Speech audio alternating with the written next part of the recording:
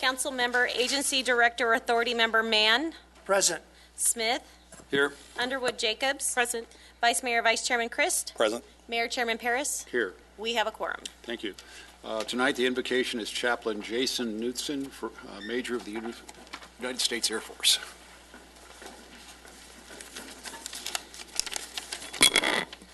I invite you to pray with me. We thank you, Almighty God, for a moment to still our hearts as we begin this meeting today. We thank you for our city, our community, and our nation, and we pray for those who lead and who serve. As we think of our own city, we mention especially Baltimore today and ask for peace to rule and reign in their midst, and for special protection over emergency responders and wisdom for civic leaders. Be with those who go to help now in this situation we hear by the siren playing in the back. We're grateful for your willingness, gracious God, to provide wisdom to all those who would humble themselves and seek your face.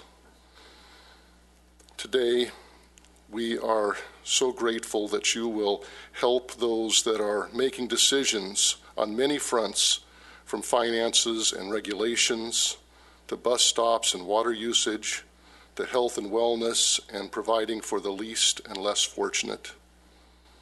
We ask for your special blessing upon those who serve on the council, Ron, Ken, Angela, Marvin, Rex, and for the many staff members who help this government to excel. Scriptures tell us that with you all things are possible, so we pray that our communities be places where people can thrive and justice abounds. And may we all come to know you more deeply and find that your love for us is positive, and it can be clearly seen in your creation and revelation. Now to him who is able to do abundantly more than we can ask or think, we give you all praise, glory, and honor. Amen. Thank you. Mr. Carter, you want to do the pledge? Please recite with me. Pledge allegiance to the flag of the United States of America and to the republic for which it stands, one nation, under God, indivisible, with liberty and justice for all. Thank you. Thank you.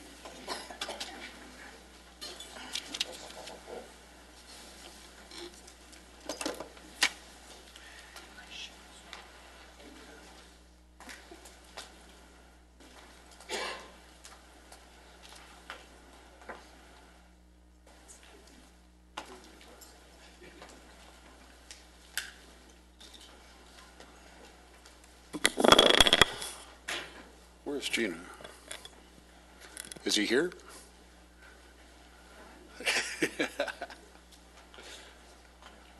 Matt Anderson, you want to come on down? You can bring your wife if you'd like.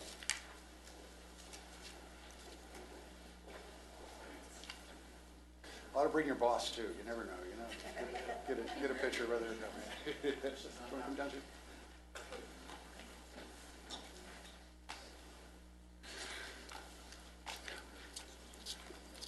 This is a great representative of Lancaster.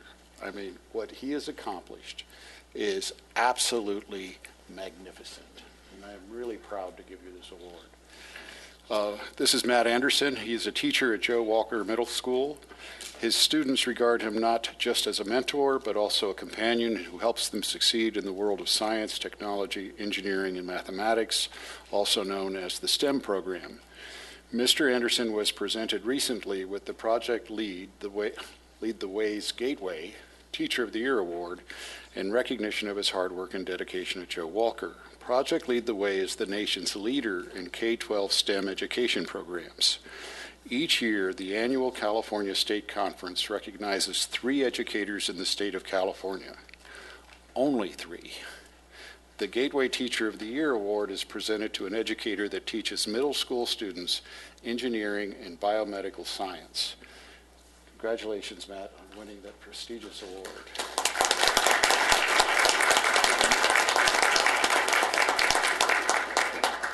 Now, very few of these are given out. This is a key to the city. We safeguard these. They're not just, it's a big deal, is what I'm saying. but you have absolutely earned this award. And it's with our thank you and gratitude that you are in our community. Okay.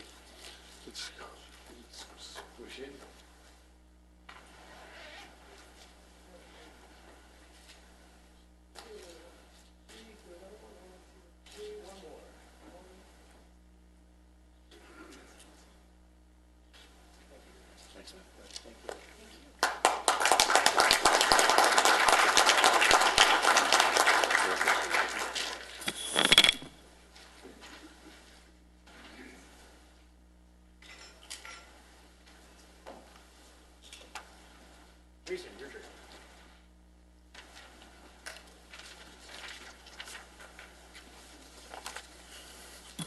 Mayor and Council, it is an honor to report that your council has been the recipient of the Green California Leadership Award for 2015 in the renewable energy category as a result of the efforts that you and your staff have made with regard to Lancaster Choice Energy, and it is the first of, I can assure you, many awards and recognition for the effort.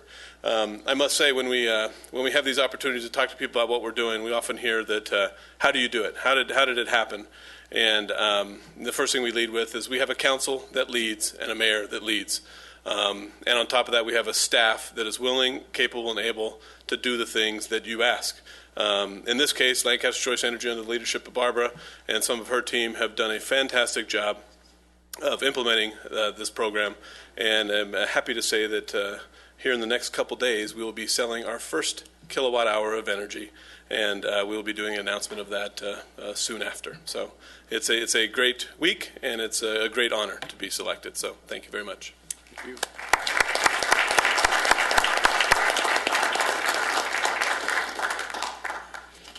Okay, City Manager, anything to be removed? No, sir.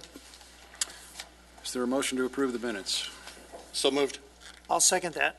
Let's vote. It's unanimous. Consent calendar, anything to pull? We need to. Okay. We need to pull CC5 and CC10.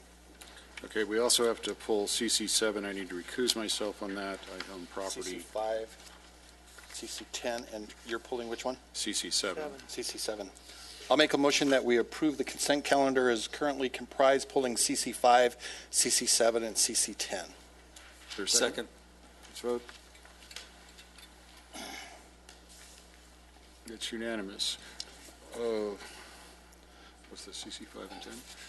Okay, we have one speaker card on CC5 and 10. Michael Reeves.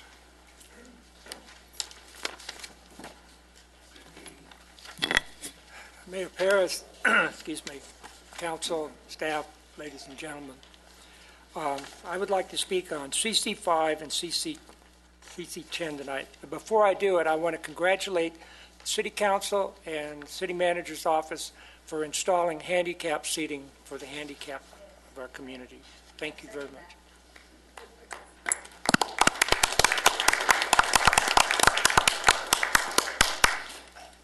Our council does listen to the people. CC5 is the Avenue I corridor improvements. I've gotten up and spoken before about Avenue I. I think that Avenue I needs a comprehensive rehabilitation from one end to another. And I'm always skeptical about these piecemeal projects, but that's only my personal opinion. CC10 has to do with the refinancing by HUD, Department of Urban Development in Washington, some promissory notes. And I was reading down here, it says the terms of the new promissory notes will remain the same as the existing notes. The request to participate in the Section 108 public offering to refinance the existing Section 108 loan notes will save the city a substantial amount of money over the remaining term of the loans. I'd like to know how much money it would save the city to go through this. Can anybody answer that? Okay, thank you very much. Thank you. I'll move that we approve CC5, CC7, CC10. No. CC5 and CC10. You're pulling. I have to recuse myself Okay. for CC. CC5 and CC10. Is there a second? I'll second that. Let's vote.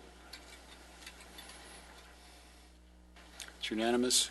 Okay, I'm leaving the room, turning over the gavel to the vice mayor.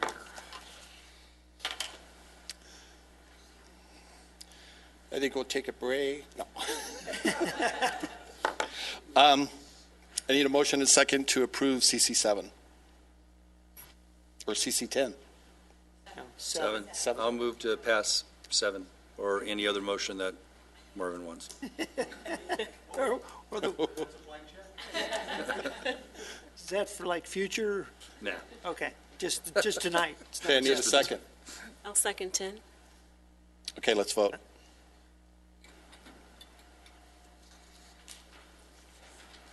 It is 4 with Mayor Paris not in the room.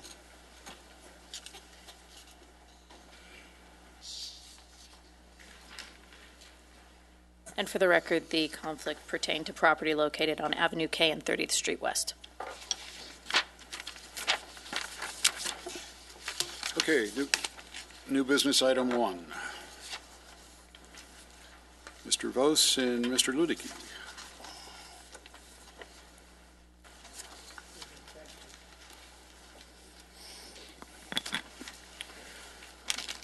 Mayor Paris and members of the City Council, we are going to report back to you on the assignment that was given to the Planning Commission by the City Council at your last meeting.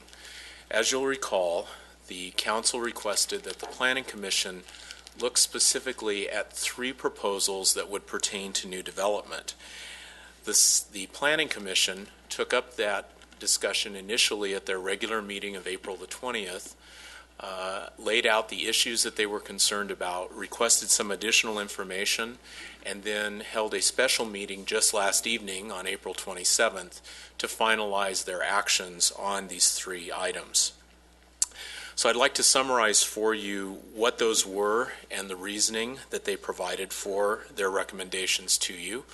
And Mr. Vos, I know, would be happy to fill in any additional information that you feel that you would like to know as far as the Commission's deliberation. One of these items was looking at whether new projects ought to be required to connect to the city's recycled water system. The Planning Commission felt that this was something that in some cases could well be feasible and generate a great deal of benefit to the city in terms of the reduction in the use of potable water. What they are recommending, however, that because the city's current system is really limited to a few areas, that the City Council adopt a policy encouraging new projects to use recycled water from the city system wherever feasible, and then allowing the approval authority for individual projects, whether that be staff or the Planning Commission, to evaluate those projects on a case-by-case basis and determine where they can feasibly connect and feasibly use that type of water, and then place that requirement on those projects. They also took a look at the issue of gray water recycling systems for the on-site use of recycled water. At this point, they are recommending against mandating those systems in new development. And the reason that they felt that that was really the approach to take at this time was that these systems, while they hold some promise, are not really ready for commercial use yet. We are still probably a little bit of time away before they're widely available to the development community. They also took a look at whether we should, as an interim measure, consider requiring dual plumbing or the recycle-ready approach for new houses.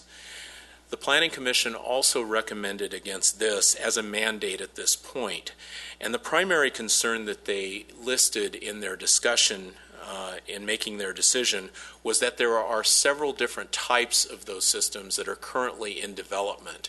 If you require dual plumbing at this point, it's quite possible that that plumbing will not be useful depending on whatever the ultimate types of systems are that come on the market widely available. So they didn't think it was reasonable at this time to mandate that dual plumbing approach because the configuration of those systems is still unknown. They also took up the issue of whether turf ought to be restricted in residential development. Currently, you can have no more than 30% done as turf. They looked at whether there ought to be a prohibition entirely on new turf in residential development. They noted a couple of things, and they didn't feel that this was really something that they were prepared to recommend that you move forward on. They cited a couple of concerns in regards to that. First of all, they noted that many new homes are already done with no turf designs. So they didn't know whether the mandate additional would be worthwhile. But they also went back and looked at the issue of these gray water systems, because if they are in fact something that becomes feasible and people begin to install them, those systems can be so effective that they actually generate about twice the amount of water, recycled water, that you would use if you only had a xeriscape design. In other words, some of the systems actually can produce 70 to 80,000 gallons of water in a year. The xeriscape systems that we're seeing and the reports that we're getting back is that when you do an entire xeriscape plan and development on a piece of property, that you're using about 30,000, 35,000 gallons of water a year. That water that you wouldn't use or wouldn't need to landscape with or irrigate landscaping with would essentially go down the sewer. They felt that this might be actually a disincentive to people to use those systems because they can't get the full benefit of them. So they felt that restricting turf entirely was probably not a good approach, because that might actually become a reason that someone might want to install one of those systems in the future, because they would have irrigation water available for turf, whereas someone without that kind of a system would not. That's really the summary of their recommendations and their action. I'm sure Mr. Vos would be happy to provide you any additional information that you would like to know about.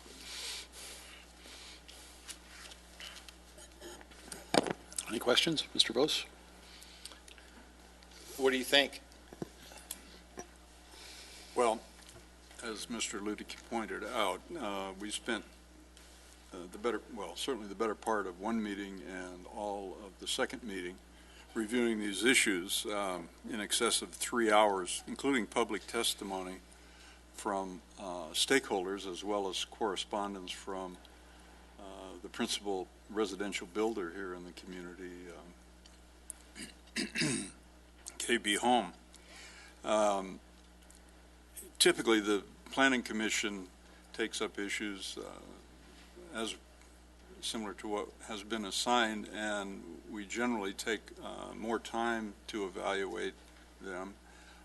We spend a lot of time looking at detail and asking for analysis from staff. One of the things that I found very interesting, and the members did as well, Robert Neal, the previous director, did an analysis a couple years ago on new home construction compared to existing home construction and the use of water. The new home construction, based on current codes, current plumbing codes, green codes, and so forth, use about 50% less than existing homes do in this community.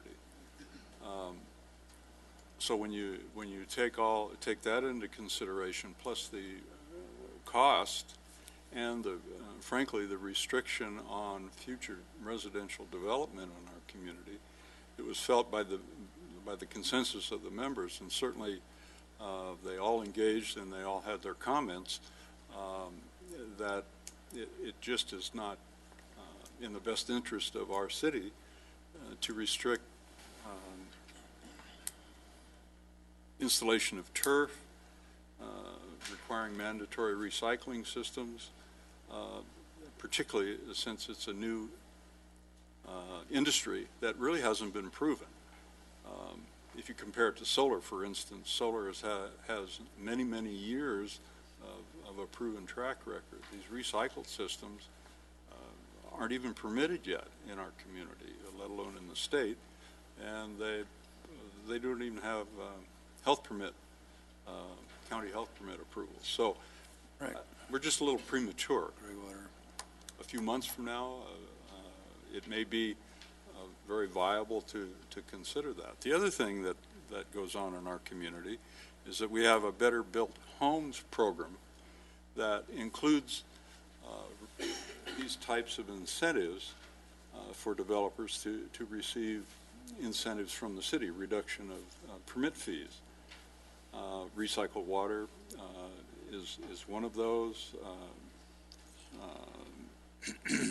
Pre-plumbing the facility of the home is included in those.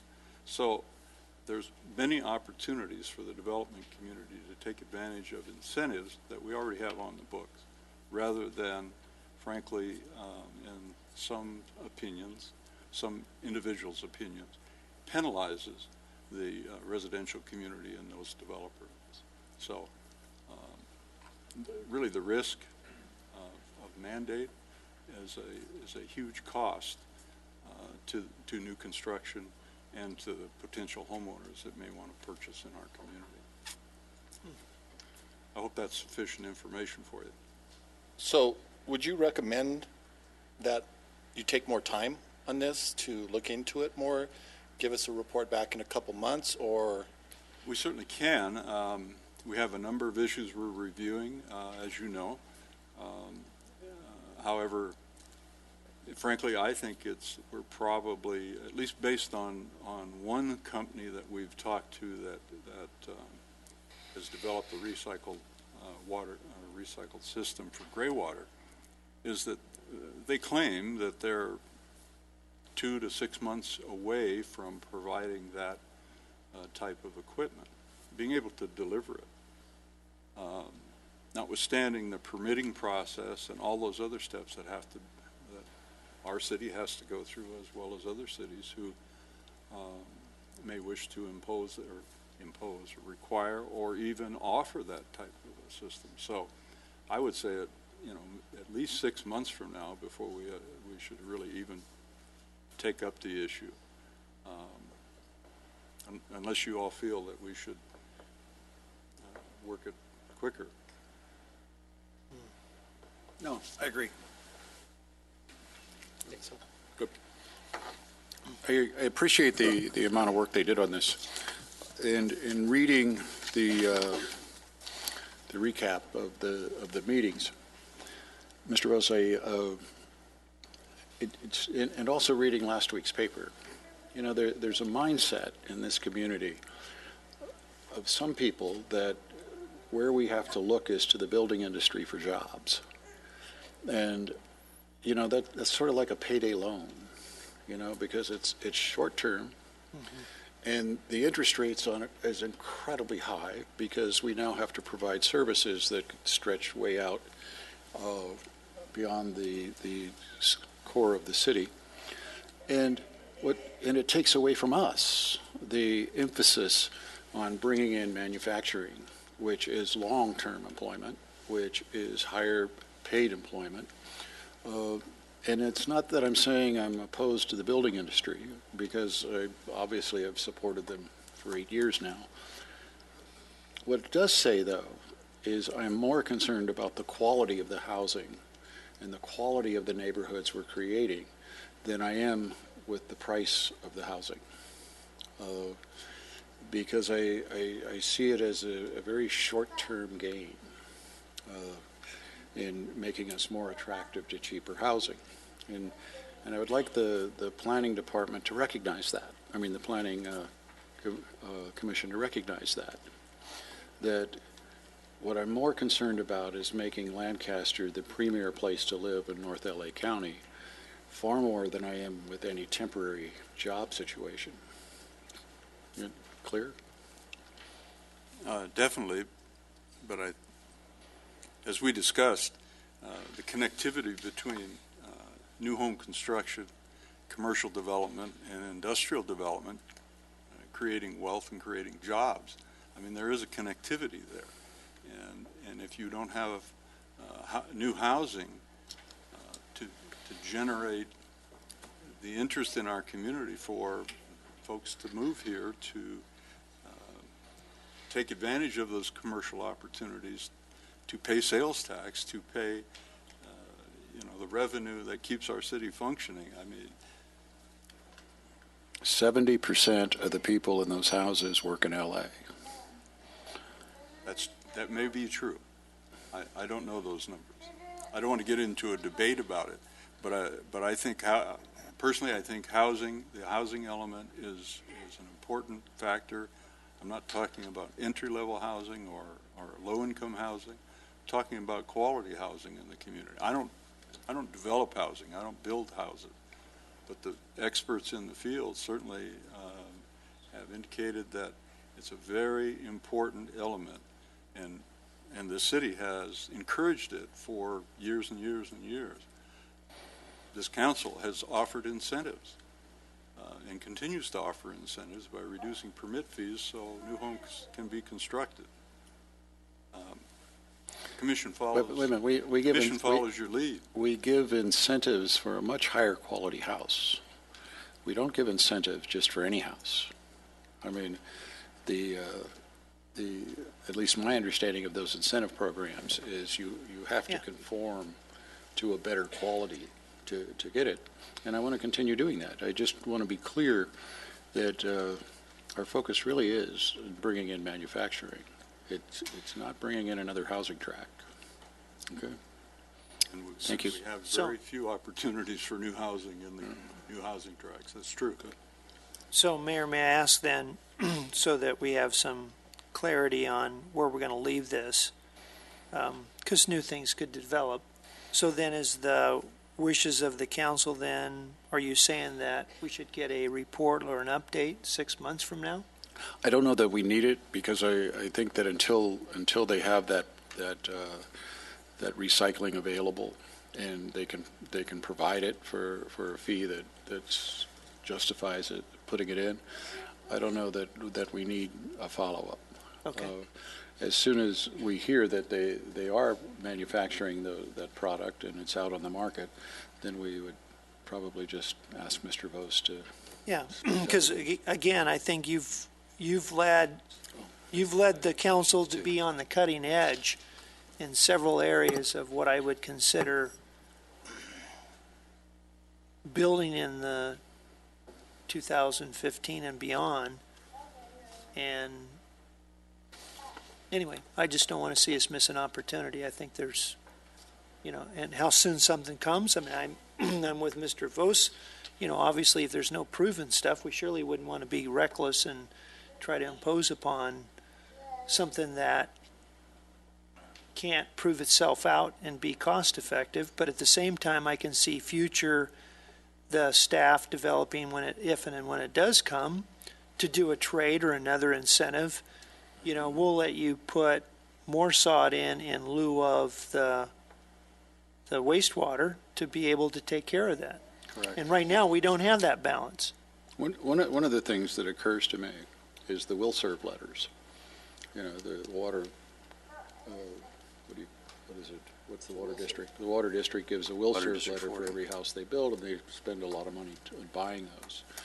But if you have a house that's using 30% of the water in your tract, all of your housing in the tract use 30% of the water, it seems to me that you ought to be able to get twice the will serve letters. But that's not going to happen until we have some continuity with the water district in the city, which means we need to revisit the county getting out of the way and giving us the water district so that we can do those creative processes.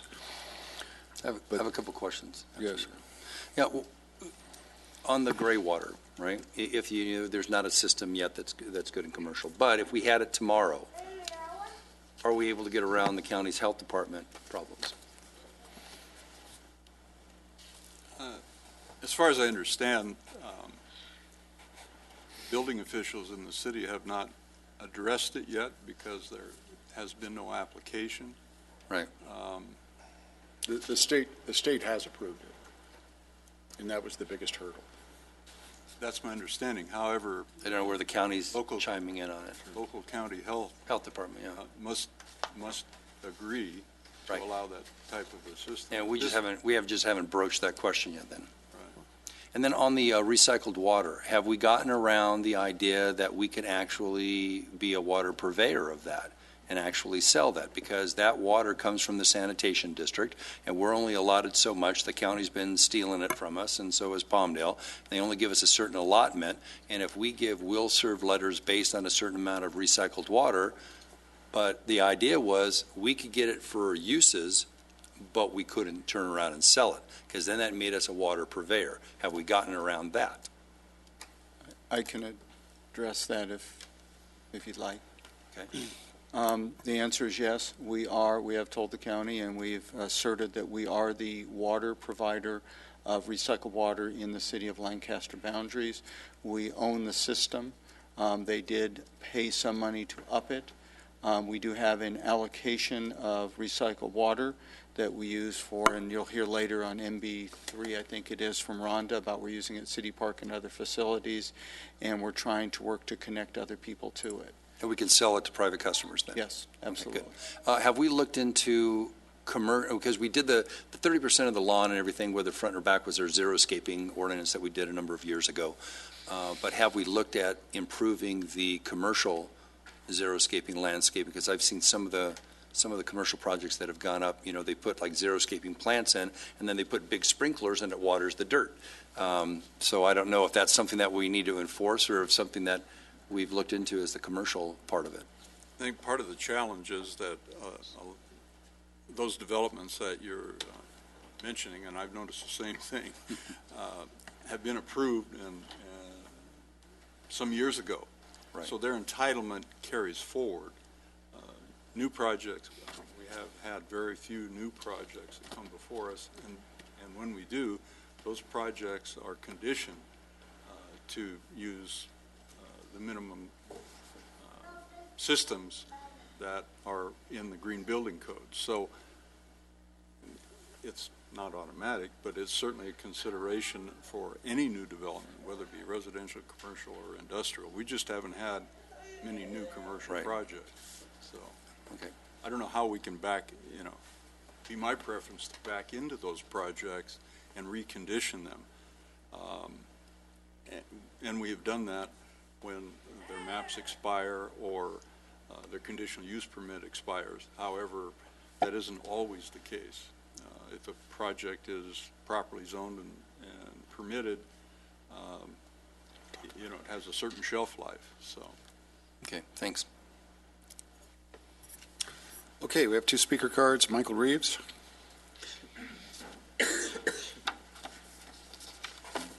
Mayor Paris, council, staff, ladies and gentlemen. I thank the Planning Commission for their work. I read about it in the paper. I wonder if anyone has taken the time to do an analysis, a long-term analysis of the water situation in California. Is this going to be a temporary thing, or is it a secular thing, or is it a long-term thing? If it's a short-term thing, and we're just trying to deal with the short-term thing, we might want to do something on our own that might be an incentive. I noticed on the next item, council's going to ask the county about increasing the enhancements if people change their grass to the desert-like landscape. I wonder if the council has thought about offering people, since the homeowners are the ones that use the most water, and I'm included, how about offering us an incentive? If you reduce your water consumption by 50%, the city will give you some kind of cash payment to encourage you to do that. And boy, I would do it. And that's a short-term solution in addition to the enhancements that you want to ask the county about. Thank you. Thank you. David Paul.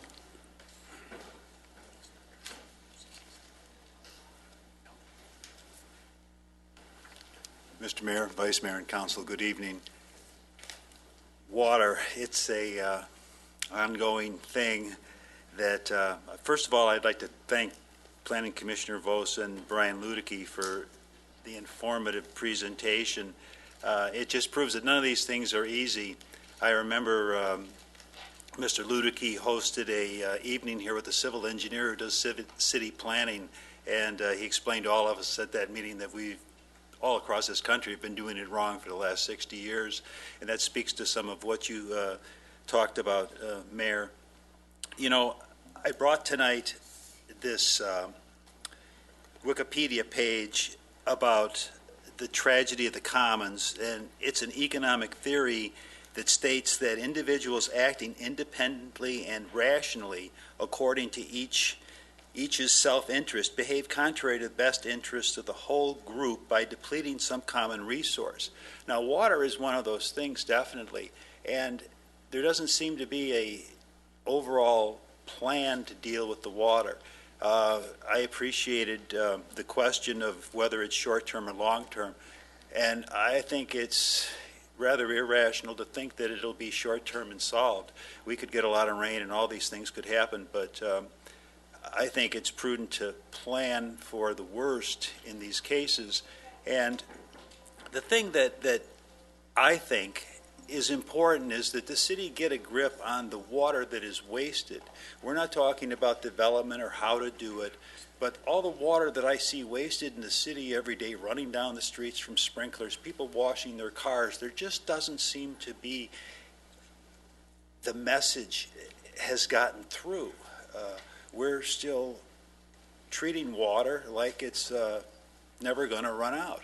And what do we do if it does? So I would like to see efforts there. I'm going to get back up on this other project to talk about some of my personal water issues, but it just seems more rational to me to prepare for not a lot of water in the future. And the first place is to stop wasting it. Thank you. Thank you. I don't think there's anything for us to do.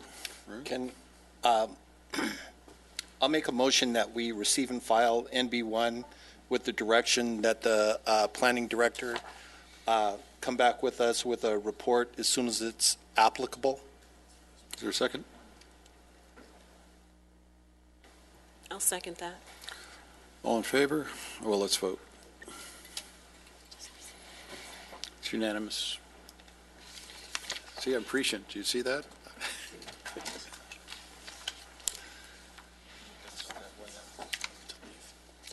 Oh, that's right. Okay.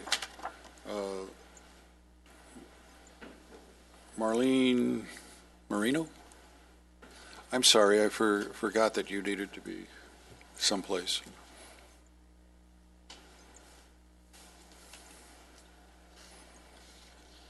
It's Marvin's fault. He was supposed to remind me. No, it's okay. Hi, thank you for letting me be here, and good evening to everybody. Like you said, my name is Marlene Moreno, and I'm a member of the community of Lancaster. And I'm very concerned about the crossing on 17th Street East and Avenue I. And it's been a couple years that we'll be requesting the cross, even like Marlene, is that east or west? East. It's Avenue I and 17th Street, and it's been a couple years that we've been requesting the crossing for our kids. We belong to Discovery School, and we have a crossing like all our pedestrians walk from Discovery School to Avenue I, cross all those motorhomes that we have right there. And we just worry about our children's being crossing safe. And I came over here to ask you good people to see if you guys can help us to make it happen, to keep our children safe crossing that street.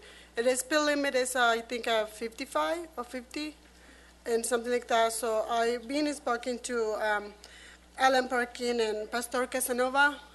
I'll be visiting them like in Avenue I and H, I think they are, asking them if we can do anything about it. So I don't know, we can do, we have over there like, like I said, excuse me, a couple years ago, our safety rules came from the city of Lancaster. And then we have fire abuse feeds and walking safety rules. So we have a couple parents members that are helping us crossing our children's. And we have like a lot of signatures that we would like to ask if we can have a light right there in Friendly Village and 17, it's like, I think it's Friendly Village and it's 15th Street East as well. And the only thing we're asking for is to please help our children to cross 17th Street East and Avenue I. And a life cannot be replaced. We just want our children to be safe.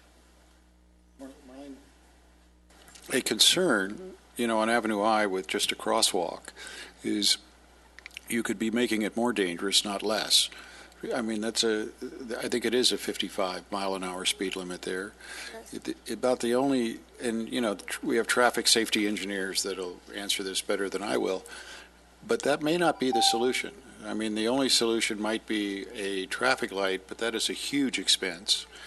The other option is just, having adults there and figuring out how to do that, so to make certain they use the crosswalks on 20th or 15th.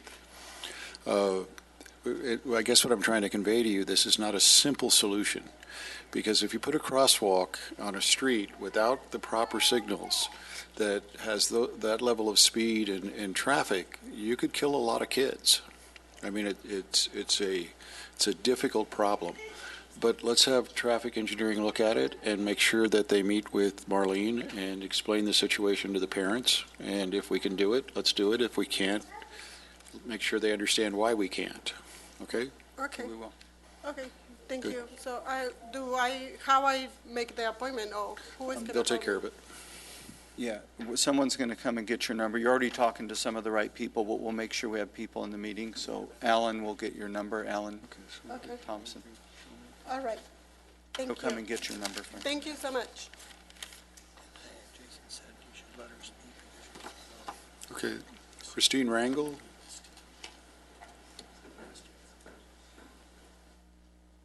So I call her and she's not here.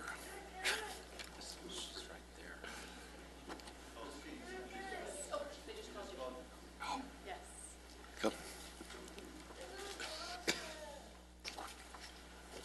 Hi. Hi there. I apologize for being late. I drove from Los Angeles, but good evening. My name is Christine Rangel, and thank you for the opportunity to testify today on behalf of the Building Industry Association, Los Angeles. The proposed water conservation measures for new construction are well-intended, but put into practice are not realistic. They will cripple developers. Christine, you won that one.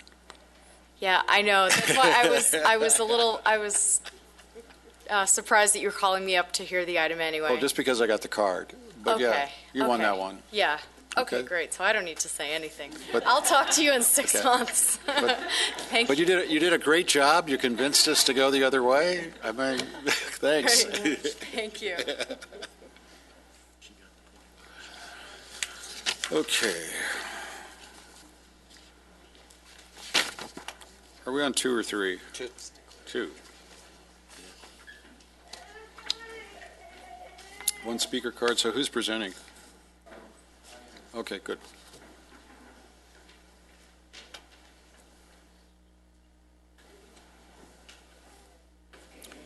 Mayor Paris, City Council members, I'll be presenting today regarding the current Los Angeles County Cash for Grass rebate program and some improvements we'd like.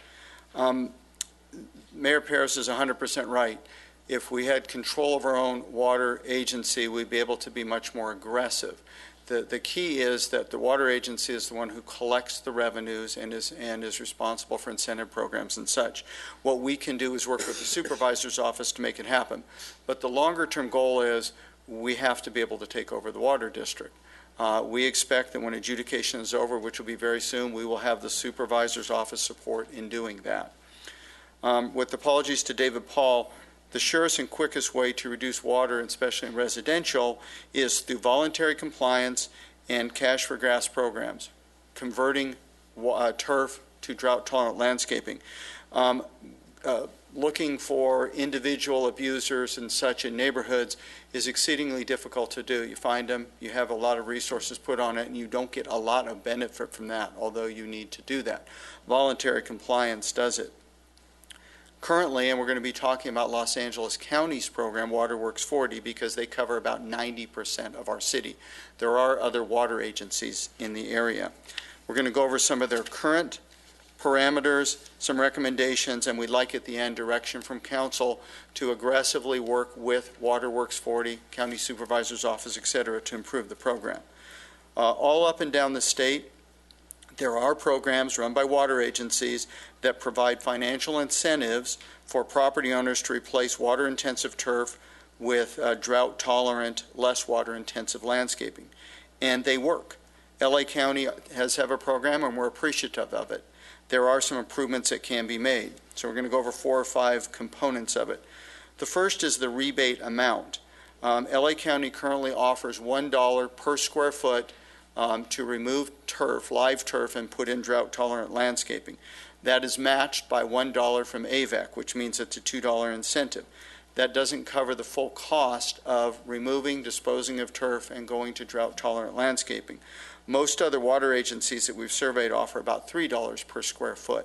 Santa Monica offers $3.50, and the City of Los Angeles Department of Water and Power offers $3.75. So we believe the amount offered by Los Angeles County Waterworks districts, not just 40, needs to be up. The fees are collected for that, and if this is a priority of the water districts, and it is because of the governor's executive order, it needs to be upped, the amount. The second one, and I think is probably the most important one, is the rebate process itself. Currently, the LA County Waterworks District Cash for Grass rebate program requires the homeowner to get pre-approval to pay the entire cost up front of the job and then get reimbursement from the county. The problem with that is they can wait 2 to 4 months and they have to come up with that themselves. A lot of agencies have gone to what's called a pre-approved contractor and pre-approved package process. The beauty of that is there's a lot of people who don't like dealing with contractors, who don't know how, whatever. If you can call and say, if you choose Joe's contractor, he's local, I like him, and you pick package B, Joe's contractor will come out, do the whole job for you, and get reimbursed directly from the water district. All you do is make the call and get it done. There's companies that advertise that. There's one that's been advertising a lot recently called Turf Terminators, but they're not able to do that in Los Angeles County, to our knowledge, without a pre-approved contractor program. It's probably the most significant one we'd like to see LA County do. Program funding is an issue. Currently, homeowners are advised that the rebate program can be discontinued at any time. LA County Waterworks Districts has already run out of money for the program this year. That does 2 things. One, if you do the job and there's no money left, you're stuck with it. But 2, even if they reserve the money, it prohibits new people from signing up if you limit it by the amount of money. So that's another thing that, again, money's collected. We need to put it there. The next one is probably unavoidable, but it needs looking into. There is a potential tax consequence. Any rebate that's given to you is shown as income, and the waterworks districts will send you a 1090 form. We're looking into, we don't know yet, if you give the money, or if the contractor gets the money directly and the money never goes to the homeowners, whether there's a tax consequence or not. We did note that it appears that the state of California has has an exception for that starting in January 1st, which is good. The next one you can sort of understand from a revenue standpoint, but is totally counterintuitive from a water saving standpoint. If you take advantage of the program, you are then placed in a different rate schedule by the waterworks districts. So you will be paying more likely on a per gallon basis for the water you use because you'll be using less water. So you may not see a dollar for dollar savings. It's important that utilities gather the money they need to be financially solvent, but it's counterintuitive to tell someone to save water and then charge them more for the water they are using. We dealt with that not successfully so far in the Cal Water issue. So that's something that needs to be looked into, and that's a policy one. And the last one is approved plant list. Currently, the program requires that you have at least 25% living particular kinds of plants. Other agencies have a bit more flexibility where you can substitute plants, or if you don't want to have anything living, you want to have totally hardscape, you can pick from a totally hardscape, totally water-free landscaping. Again, there is a program there. It has provided incentives, but we believe that in times like this, that it needs to be more intensive. And we would like direction from council and any other ideas to aggressively work with the supervisor's office, the county, to hopefully quickly get some changes made to the program. I'd be happy to answer any questions. Do these people have to take any kind of test before they get a job? I mean, It's a rather lengthy recruitment process, yes.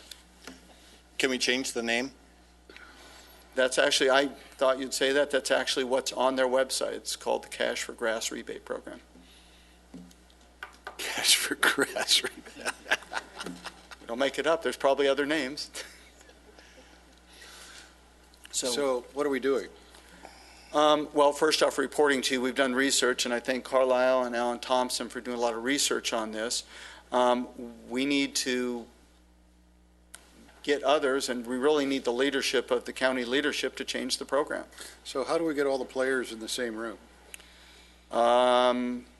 We can work on that offhand. I don't know. I think that's what needs to happen. I don't know how we do that. Move in that direction, would you? Okay. Thank you. So we need to not have a RAM charge also. I think definitely. That's a function of how you set your rates. But if you set the rates to encourage water conservation and to discourage overusage, you could probably do it that way. It's just insane. I mean, it's insane. It's absolute insanity to charge people for Not using water? Yeah. That's what they do in Cal Water, and it's very difficult to unwind once they do it. So we should increase the incentive. If you're looking for direction, increase the incentive would be my part. Yeah. $3 or more. No RAM charge. And the approved contractor program. In order to do that, we got to get the players in the same room. We need AVEC, we need the water district, we need the city. Supervisor's office. Yeah. Yeah, Well, so- that is the water district, isn't it? Yes, yes it is. So let's just get it done, okay? Okay, thank Thank you. you. David Paul?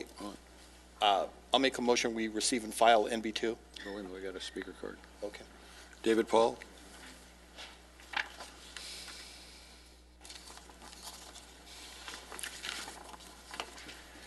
Welcome again. I was preparing for the meeting today by getting down on my hands and knees and trying to repair a sprinkler line. And there's a certain cognitive dissonance that goes on because I'm fixing something I don't want to use. And I've looked into these rebates and contractors and all this, and it's a very difficult dilemma. But I'm glad that you're on it because it hardens me to know the city is going to do something about this. As far as our own water district, yes, I have been on the record for the last 8 years saying we should do that. So I'm also confident that we'll have the ability to get that done. That's the only thing we can do is take matters in our own hands. As a homeowner with a lawn that requires much more water than I'm willing to give it and not a lot of cash to just rip it all out and put it all up front. I think back to my friend Gary Burgess, and he replaced his front lawn one row of bricks at a time. And basically, that's what I want from the city. I want to know that you're going to be on my side as I conserve water. And if my grass gets brown, you're not going to ding me. You're going to help me. You're going to look into all these things because I have to get rid of the lawn. I want to get rid of the lawn. I'd like to let it die and take it out slowly, but it wouldn't look very good. And but it would look like the city favors the rationality of conserving this water instead of making people jump through all these hoops. So please, I don't think we've done it. I asked last year that there be no tickets given for brown lawns. I don't know where we stand with that, but I would just like you guys to understand that it puts me in a difficult position not to have these options available. And it's not really your fault, I got that, but see what we can do about fixing that and give me a little tolerance for my brown lawn. Thank you. Somebody go over and give him a ticket, okay? Okay. You got a motion? Sure. I'll move we receive and file MB2. I'll second that. Let's vote. It's unanimous. Moving on. NB4, any communications? None. Then let's waive the report. Do you want to do that? Wait a minute. Did we do? You want to do it? Okay. Did we do MB3 though? Yeah, we didn't do MB3. Or we did? I thought we were on MB2. We were on NB2. Let's back up to NB3. Okay. I think faster than I move. What can I say? That's not hard. He was trying to take care of Carlisle so that he didn't have to speak. That's what it was all about. We'll be accepting applications for the new vice mayor.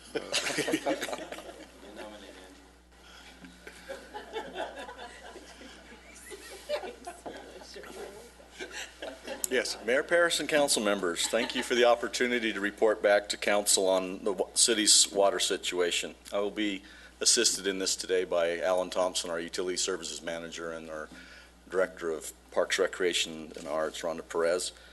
I want to specifically thank Alan again for all the research that he did in preparing for this. While I was vacationing with my family in Florida last week, he was hard at work getting this done. One thing I did want to report about my trip to Florida is even with all the rain they get, they use recycled water back there because I saw the purple pipe. Our water in the Antelope Valley comes from various sources. AVEC provides state water, project water.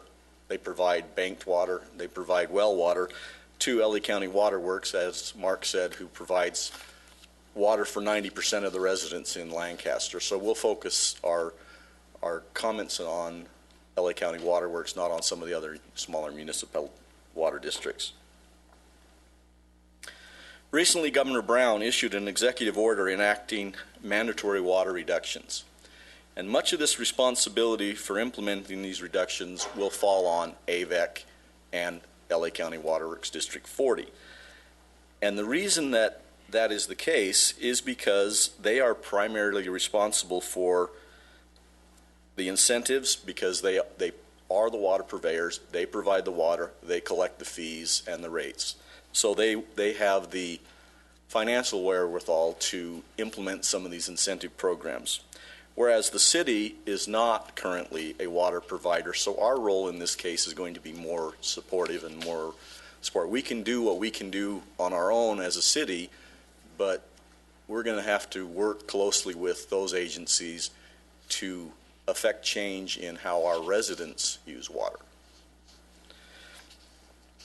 The governor, in his executive order, came up with several mandates. One of them is a 25% reduction in urban water use compared to what was used in 2013. Now, in some areas where the water districts did not conserve as much in this last year, the water board may actually increase that amount. They may ask for a 35% reduction. We'll have to wait and see. In mid-May, there should be coming out. We will see where LA County Water Works District 40 falls, and that's how it'll affect Lancaster. Statewide, the governor wants us to remove 50 million square feet of turf and replace it with xeriscate. He prohibits irrigation with potable water of ornamental turf on street medians. I wanted to make a distinction between ornamental turf and recreation or athletic turf fields. There is a difference. Ornamental turf is strictly there for aesthetics, but they do recognize that there are some athletic fields and soccer fields and different things that add more benefit than just aesthetics, and they realize that we do need to maintain those because it's a benefit to our community. We talk about prohibiting irrigation of potable water outside of newly constructed homes unless it's delivered by drip system and microspray. And all of the other previous executive orders and provisions are in place, and these took into account, restricting water to clean sidewalks, drivings, and parking lots, to have decorative water fountains that don't use recycled water. Those are prohibited. They recommend limiting washing your vehicles at home. They actually suggest that you go to a car wash that recycles water because it's going to save it. And if you were to wash your car at home, you have to have a hose that automatically shuts off. You can't just let the water run. They talk about recreational facilities and golf centers as reducing water as much as they can. It doesn't say you can't water, it just says reduce as much as you can because they recognize the value of those things. And then commercial establishments, those hotels and restaurants, not to offer water drinking water unless it's asked for, and to come up with programs to not have to wash sheets and towels every day. And you go to any hotels, they do a lot of that now because it's been something in place and they want to continue that. So that's being encouraged by the governor and with his recent action. Now, the city has been active in water conservation for some years now. I would like to turn the podium over now to Alan Thompson and let him talk to you about some of those things that we have already done and what we're currently doing. Thank you. Mayor Paris and City Council members, our drought mitigation efforts actually started decades ago, so let me take a few moments to highlight some of those measures that we have undertaken to safeguard our water supply. 23 years ago, Lancaster City Council adopted its first water conservation ordinance requiring water efficiency measures in landscaping projects. 20 years ago, we removed grass from our street medians and parkways and other landscape district areas. And about 15 years ago, we finally realized that stormwater could be used as a resource rather than be treated as a liability. We studied groundwater recharge. We experimented with permeable surfaces and on-site reuse for irrigation. We now pull water from detention basins when there's a road maintenance project nearby. Almost 10 years ago, we were one of the first cities to adopt a water recycle ordinance, which established our vision for our water recycle program and started the design of our infrastructure. 7 years ago, we adopted a water wasting ordinance, which prohibited, among other things, overwatering vegetation, watering lawns between 10 a.m. and 10 p.m. in the summertime, washing cars without the shutoff nozzle, and hosing down driveways and sidewalks. 6 years ago, we began constructing our recycled water infrastructure, and now we have customers like Lancaster University Center and City Park. We use recycled water for street sweeping and for sewer cleaning and other public works operations. Contractors are now buying recycled water from us to use for grading projects and other construction purposes.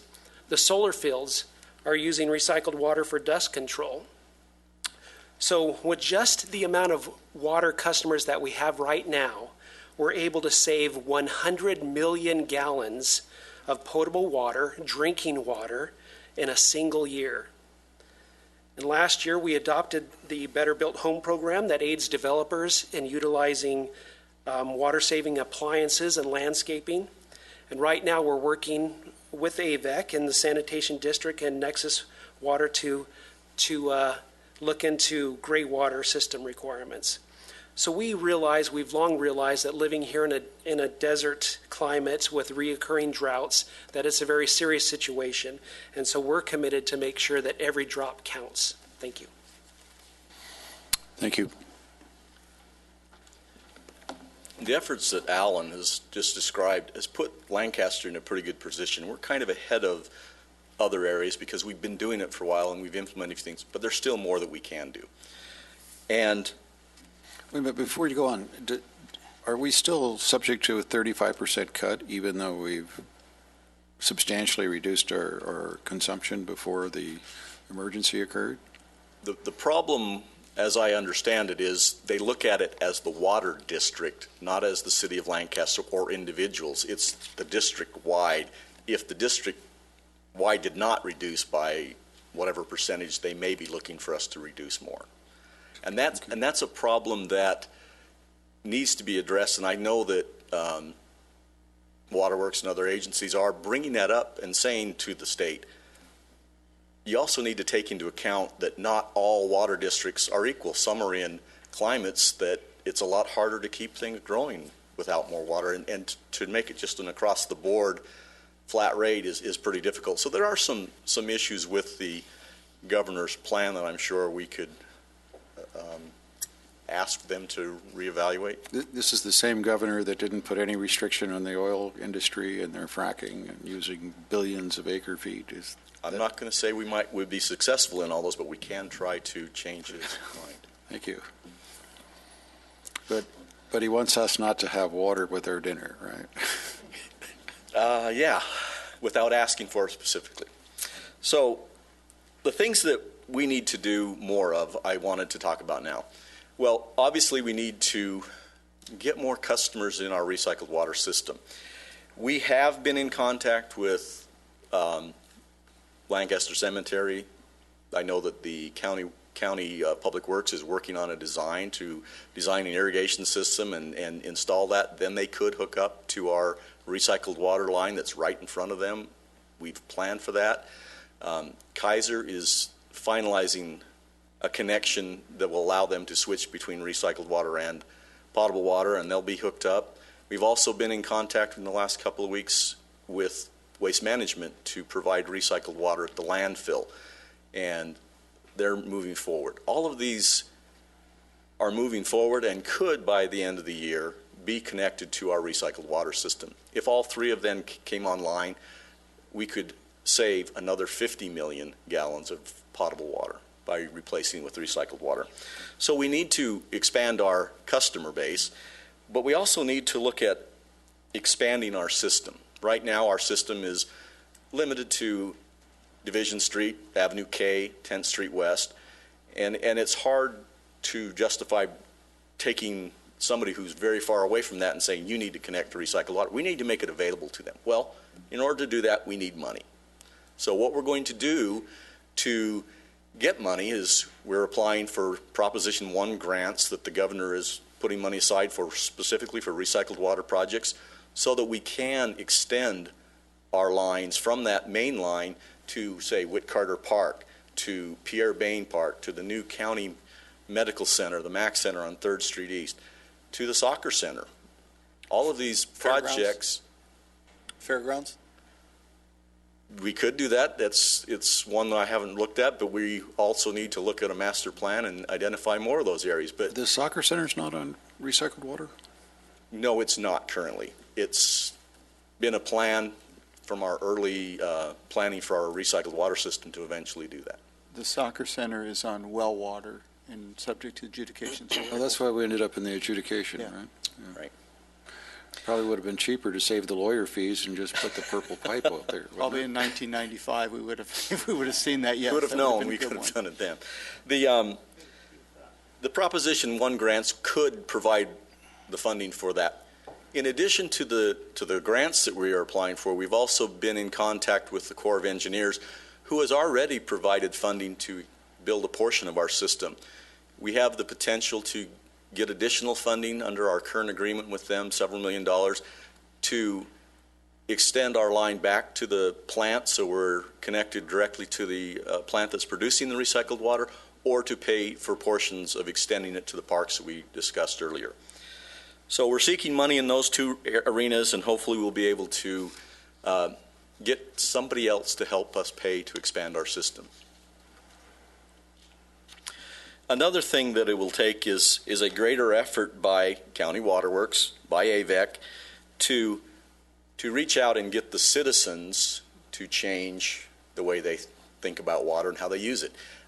Education and outreach program, implementing the changes or improving the Cash for Grass program would help a lot. The city, in a support role, we want to be there to help that and coordinate with them, work cooperatively with them.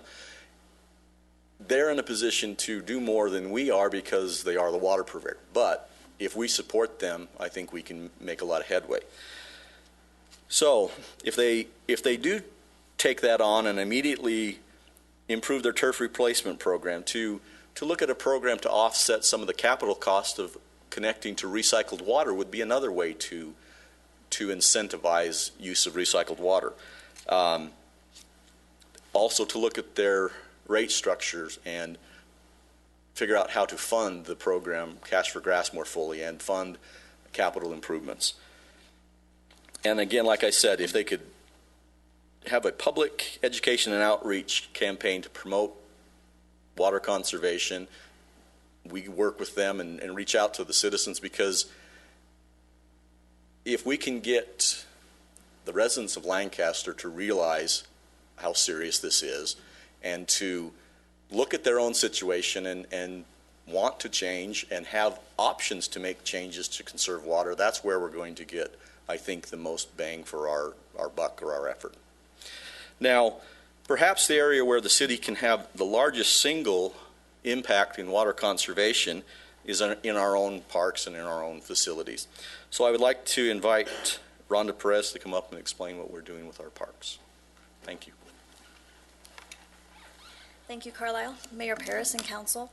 As Carlisle mentioned, the Parks, Recreation, and Arts Department is possibly, most likely, the largest user of water in our city. And as such, we are continuously looking for ways to conserve our natural resources. But this is a balancing act. As Carlisle alluded to, simply letting our playing fields and our athletic turf die is not an option for us. We do have an obligation to our citizens to maintain our facilities at a certain standard, to offer them locations for recreational purposes, for family time, to improve their health by getting out and recreating, and also for economic development purposes. We throw many tournaments and many festivals at our parks and facilities that garner a local economic impact in the tens of millions of dollars every year.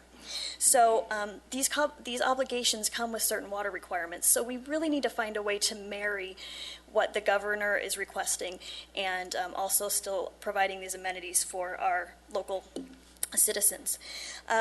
Specifically, watering 2 days a week is going to be very difficult for us. So our proposal is to potentially take our allotted amount of water, if you will, and divide that over 5 days, 6 days, still accomplishing the 20% reduction.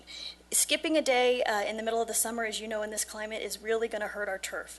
And as Carlisle mentioned, the governor is really targeting more ornamental installations rather than athletic turf. So we want to do what we can to try and minimize the impact that we'll have on our athletic facilities.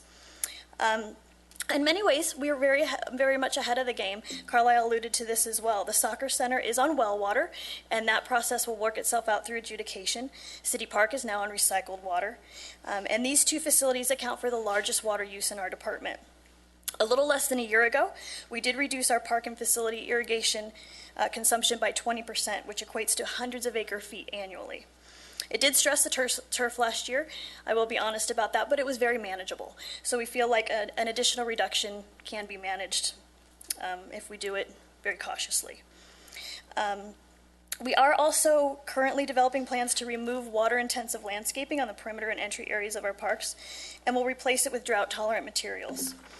We've reinstituted our tree trimming program, which in a unique way also reduces the amount of water consumption that we have. When we have healthy trees, they don't take the water that normally they look for when they're not kept. And then we've also begun researching grant opportunities to implement these changes and expand our conservation programs so that they have a minimal impact on the general fund.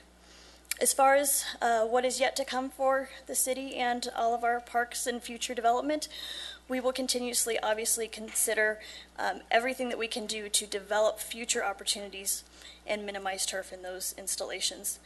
We do look to work with some developers on the west side and install pocket parks, and we will work with them to the best of our ability to eliminate turf. We are all available for questions if you have any questions, comments. Any questions? Any speaker cards? We had none, right? Okay. Thank you, Rhonda. No speaker cards on NB4. Okay, is there a motion? I'll move that we approve. Wait a minute. Do we want to do this one? No. It's probably worth just hearing because I think it's impressive that other agencies want to partner with us. Kelvin really doesn't want to. I can see him in the corner of my eye, but It's up to Kelvin. here we go.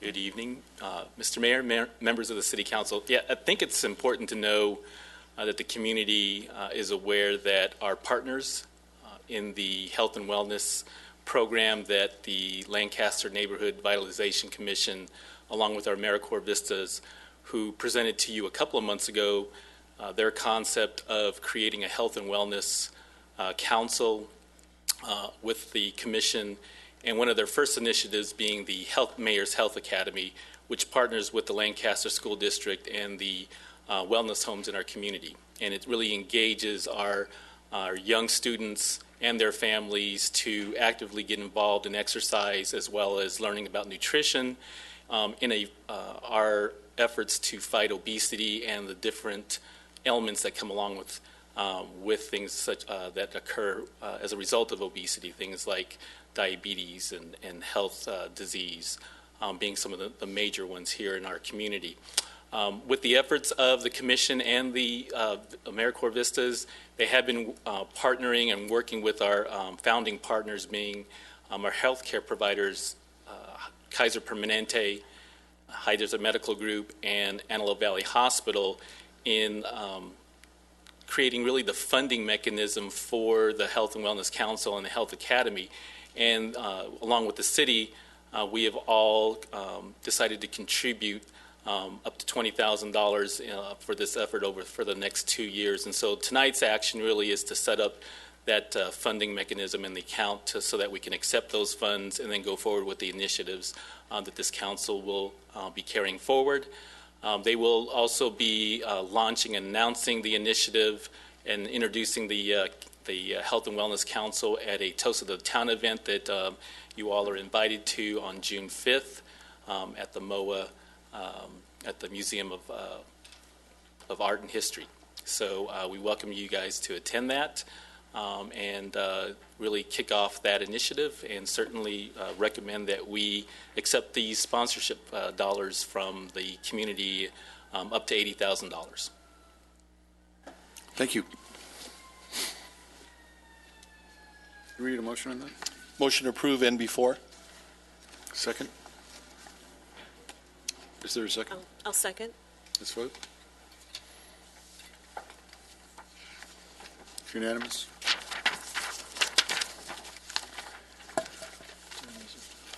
Let's take a break.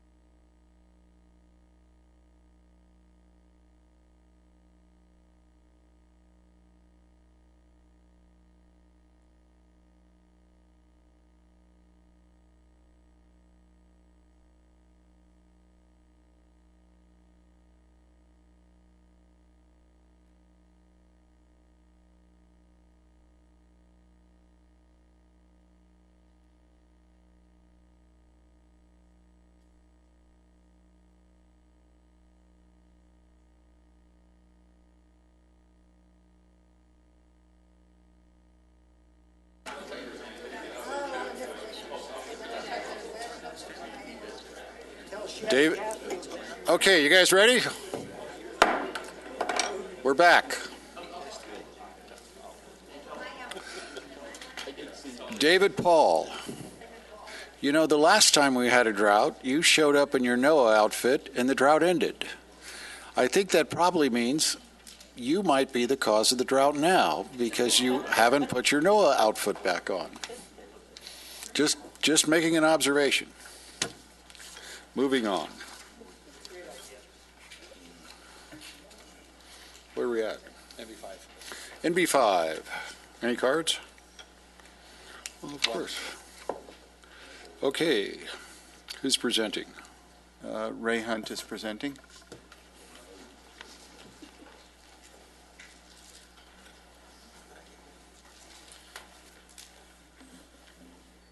Good evening, Mayor Paris, members of the council. I'm pleased to present to you NB5 for your approval, which is for the purchase of new bus stop amenities, specifically 104 new shelters, benches, and solar LED lighting for the shelters. As you may remember, about half a year ago, we purchased 200 trash receptacles for our transit stops. And as a result of recent conversations with council and the city manager, we're accelerating the purchase of these amenities so we can coordinate the installation of these new amenities and the trash receptacles at the same time. We intend to utilize city staff for the installation of these amenities. In most cases, it will be the installation of new shelters, benches, trash receptacles at locations where there are no amenities presently or where they're lacking certain amenities. And in other situations, we will be replacing existing amenities with the new purchased items. We're working with AVTA to determine the order of priority for the replacement. This will depend upon ridership data, existing condition of the current stops, and amenities that are present at these stops. We'll exercise, through this exercise, we expect to develop a larger capital improvement project for heavier construction improvements at AVTA stops, which include bus pads, pedestrian improvements, sidewalk curb gutter, curb ramps, and these amenities. And when we do that, through the process of evaluating all the stops, we'll bring that back to you for further approval of that. So with that, I'm happy to answer any questions on NB5. We selling advertising on them? I'm not aware of that, no. Why not? Well, there's the opportunity to, at a later date, you could just do an add-on to the bus shelters, which is the panels and such. At this point, it's replacing them. I see. Okay, thank you. Any questions? Yes, I'd like to know the time frame that you're looking at. Oh, thank you for that. We anticipate completing about 100 of these installations by the end of this calendar year, so by the end of December. Like I'd mentioned, we're utilizing existing crews. City staff, we anticipate doing that on our off Fridays, where we're half-staffed due to the 980 schedule, and so we anticipate being able to replace and construct these new amenities to the tune of 2-3 stops at one time. And this will also help minimize the impact to the transit public by doing them at that pace. The lighting with the LED lighting with the solar, is there a battery involved? I don't recall if there is a battery. We have this entire setup at 20th West and Lancaster Boulevard. There must be some type of backup battery. Yeah, I'm looking to see if someone else knew. Yeah. So yeah, we do have a battery system as well. It's good to have staff around that may have those answers. Called it a battery. What should I call it? What do you call it? BYD? Oh, I understand. Okay, what do I call it? A energy storage module. Oh. That's new battery. But that's when they're really big, you know? I mean. Now I know what you're talking about. And we will be branding those. I'm sorry, what? The energy storage modules, we can brand those. I like that. Sell advertisement. Okay, good. Thank you. Any questions? Moving on. Thank you. Thank you. Mr. Reeves.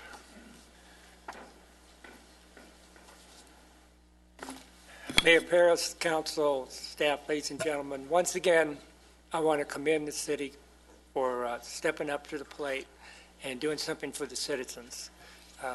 You cannot imagine what this is going to impact and how many people it's going to impact throughout the city.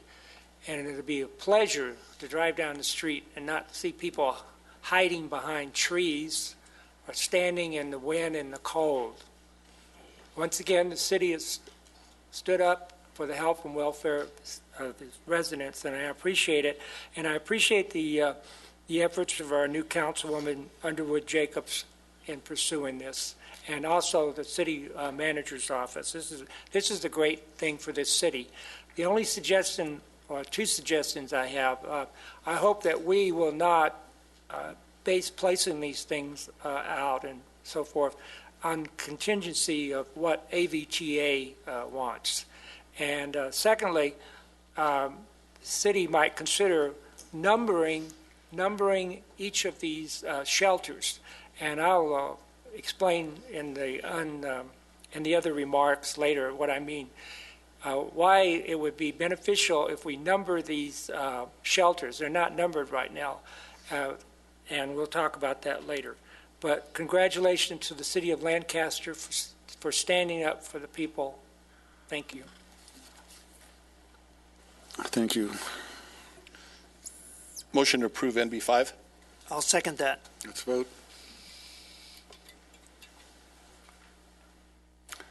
It's unanimous. Moving on.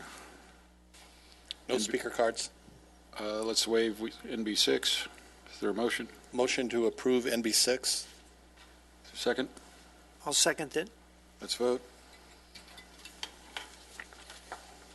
It's unanimous.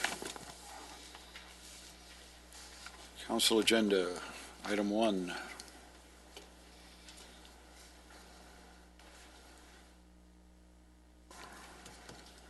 Any speaker cards? None. Yes. Yes. Michael Reeves. Mayor Paris, council, staff, I welcome Councilwoman Underwood Jacobs to be on the AVTA board. I had the pleasure, if you call it, of listening to the proposed service changes at the senior center today. And I was very dismayed by some of the things that go on at the AVTA, and I hope that you'll be aware of it. For example, they admitted that, for example, they reduced the fare for the commuter buses, and they left it that way for years because they didn't know who instigated it or who put it through, so they just left the fares at this lower level, and now they're going to have to raise the fares. Now, I mean, what kind of leadership is that over there at the AVTA? Even to get up in front of the senior citizens and admit that, that's something you don't get up and admit to people in the community. That's terrible. So that's why I want... Michael, did you want them to lie to you? No, but that's not something you bring up. Okay, we lowered the fares. We don't know who did it. If these people left, then all of a sudden we're going to have to hike in the fares. There's been 4 executive directors in the last 4 years over there. We've made a lot of changes over at the AVTA, and a lot of things that used to take place are no longer taking place. And this is in the process of fixing all that. So just because they admit to making a mistake, I applaud them for saying they've made a mistake. We need to correct it now. Yeah, that's actually a little different than what was taking place before, huh? Correct. Well, at any rate, the new councilwoman will have her hands full as a board member. And good luck. Michael, do you ever consider the impact on the environment when you travel from meeting to meeting to meeting to meeting? Curious. No, I mean... Thank you. Okay. Motion to approve Wait a minute, I haven't made the motion yet. I'm going to appoint, I'm nominating Council Member Underwood Jacobs to the Antelope Valley Transit Authority Board of Directors. I need a second to that. I'll second that. All in favor? You can vote for yourself, it's okay. Or against. I was concerned for a second, thank you. CA2, any speaker cards? We have no speaker cards. Okay. Do I need a motion for this? Is that what I need, Allison? Yes. So give me the verbiage of it.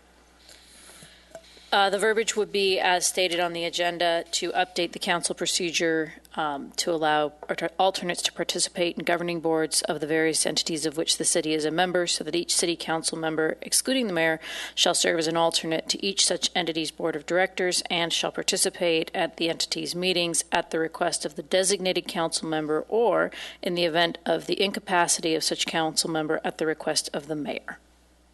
Okay, can I have a motion? Let's have some discussion. Okay. Why would we exclude you?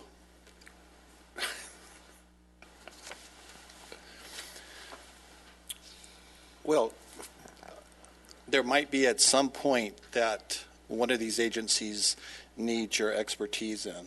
And if we eliminate you now, then we can't do that. Yeah. It does not allow us the options. Well, because I want to clear that I am not an alternate on any of these boards. Well, and the reality is that I've got a council, and the council should be able to take on these appointments without the necessity of the mayor having to do it also. There is a limit to what a mayor can do. And now I understand that other cities, the mayor attends everything and collects the money for everything, but that's not how we do it, and you know that. I'm not saying that. I'm saying it's because of each of us has an expertise. There's certain points and certain times that we may need your expertise. And that occurs, I will show up and speak.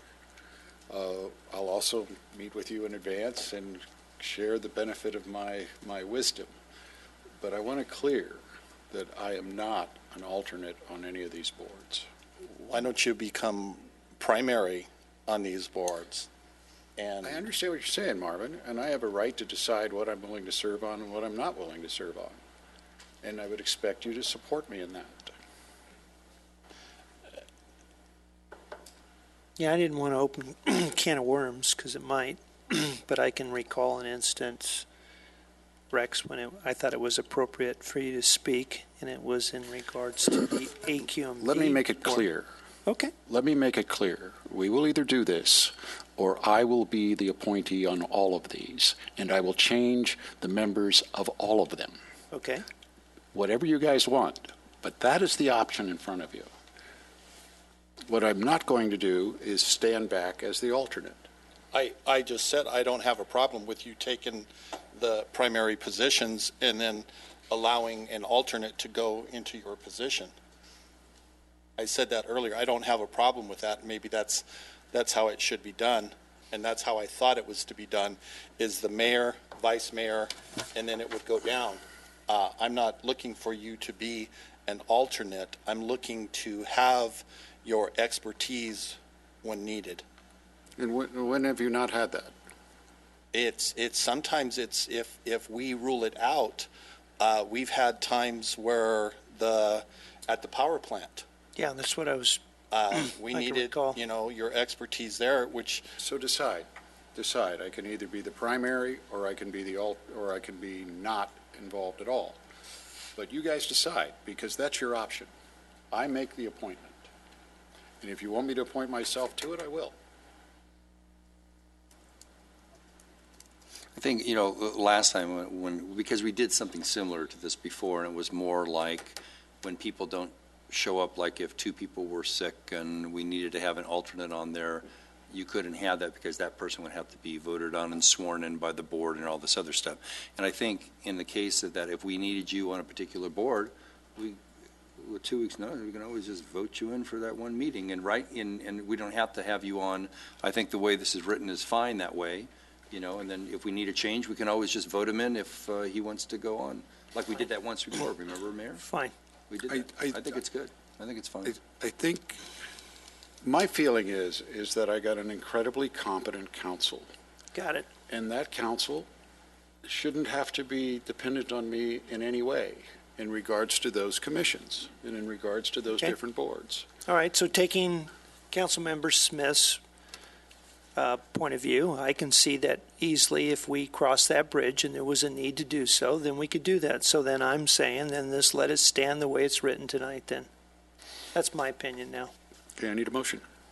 I'll move that we update the council procedure as so stated on record. Second. All in favor? It's 4 yes, 1 no. Moving on. Love that diversity. What? Love the diversity. Let the record show that we don't always agree vote the same. That's okay. true. Just making that statement. Okay. Okay, council reports. We need to do CA2. Did we miss something? No, that's what we just did. We just did CA2. I thought it was CA1. Oh. Any council reports?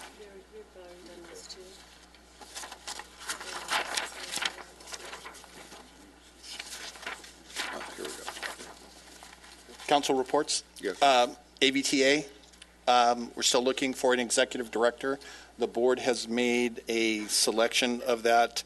We're going to get some clarification, some legal clarification on that before we actually make it public. We're doing our budget process now. The AVTA has put in for the bid process and everything for 46 electric buses. We hope to get some of those. There's a bill going through right now that would prohibit us from getting those grants because we're not a large enough agency, and it would take $100 million or more to do that. So hopefully, I think it's AB 9 goes down in defeat. We did write letters for it to go down in defeat because it just makes the larger agencies larger, and we need to do that for our electric bus fleet. Did the city write a letter on that? Let's make sure we do if we haven't. Okay. AVA QMD is very strong. We're doing our next round of tractors for our farm equipment because we're replacing old farm equipment, the tractors that are there. Angela was there for our meeting. She was very good. She took Mr. Mann's place while he was on business elsewhere. And that's it. I think the fairgrounds is doing extremely well. They're going to have a jazz concert after the University of Antelope Valley's jazz concert at the city park. So we're going to determine whether this valley is big enough to have 2 jazz festivals, or we think that there's plenty of room and plenty of interest in having 2 jazz festivals. So everyone should go out and support that. And that's it. Thank you. Well, in regards to the AVTA, if you want me to appoint somebody to be the director, I appoint Michael Reeves. So let's get on with it, okay? Let's vote.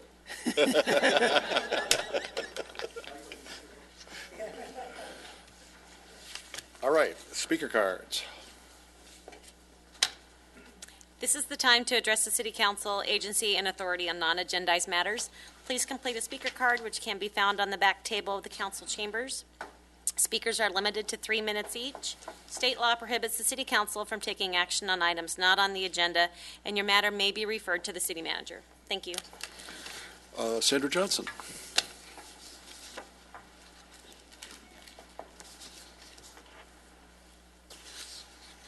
Good, I get to be first. Good evening to my family. Thank you. We've missed Mayor. you, Sandra. Well, I missed you guys, but we have things we need to do here in the city, and we're doing them well. So, on Despite that what note, Marvin said about your jazz festival.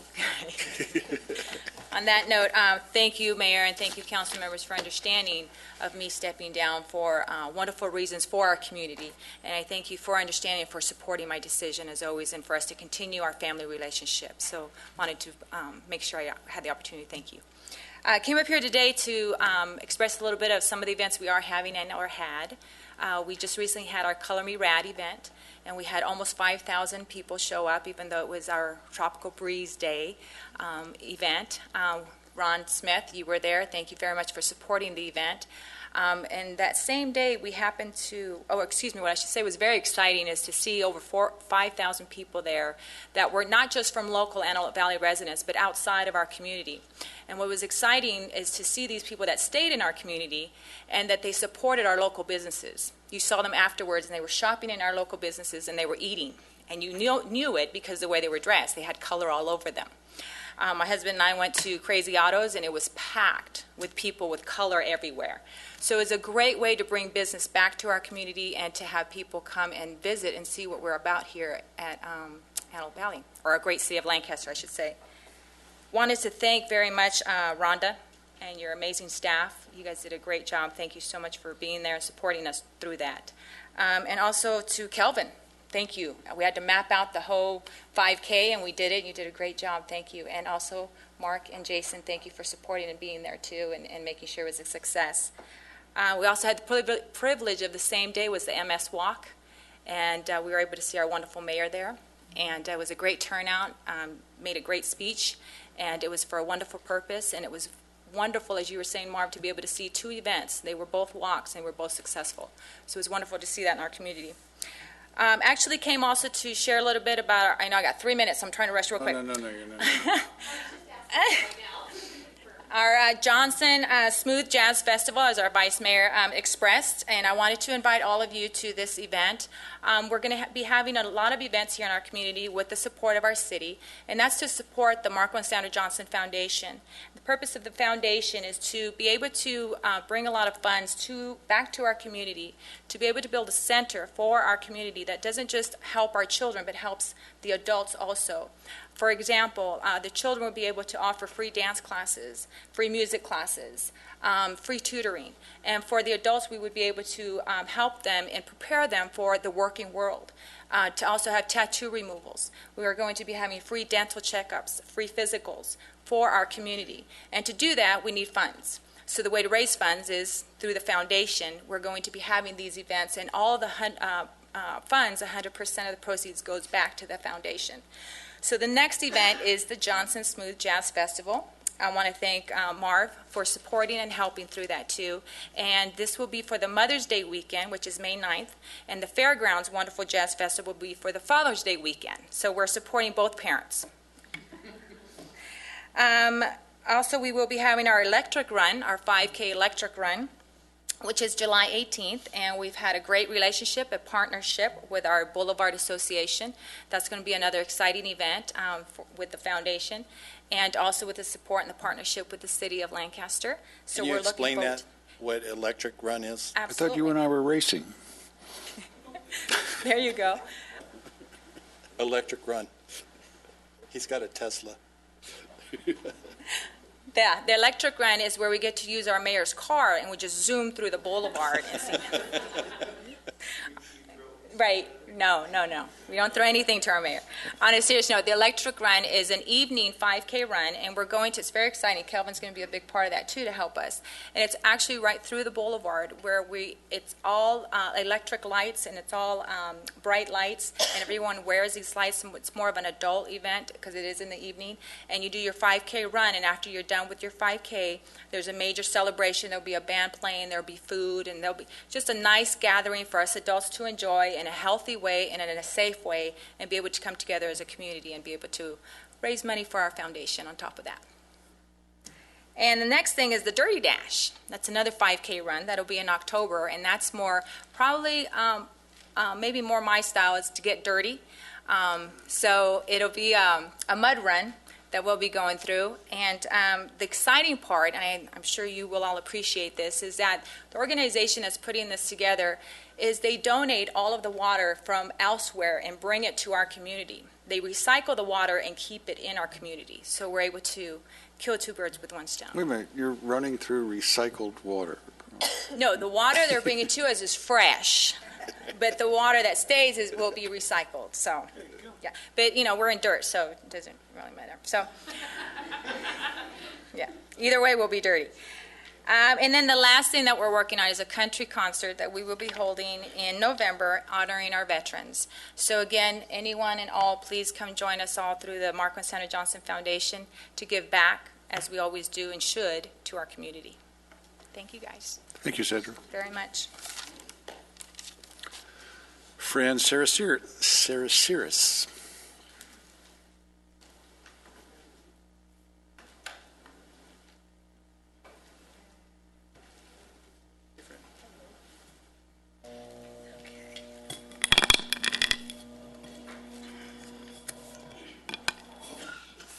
Good evening, Mayor Paris. Fran, are you dyslexic? Ladies and gentlemen. Fran. Yes. Fran, are you dyslexic? You spelled your name backwards. Oh, well, I can go either way. I know.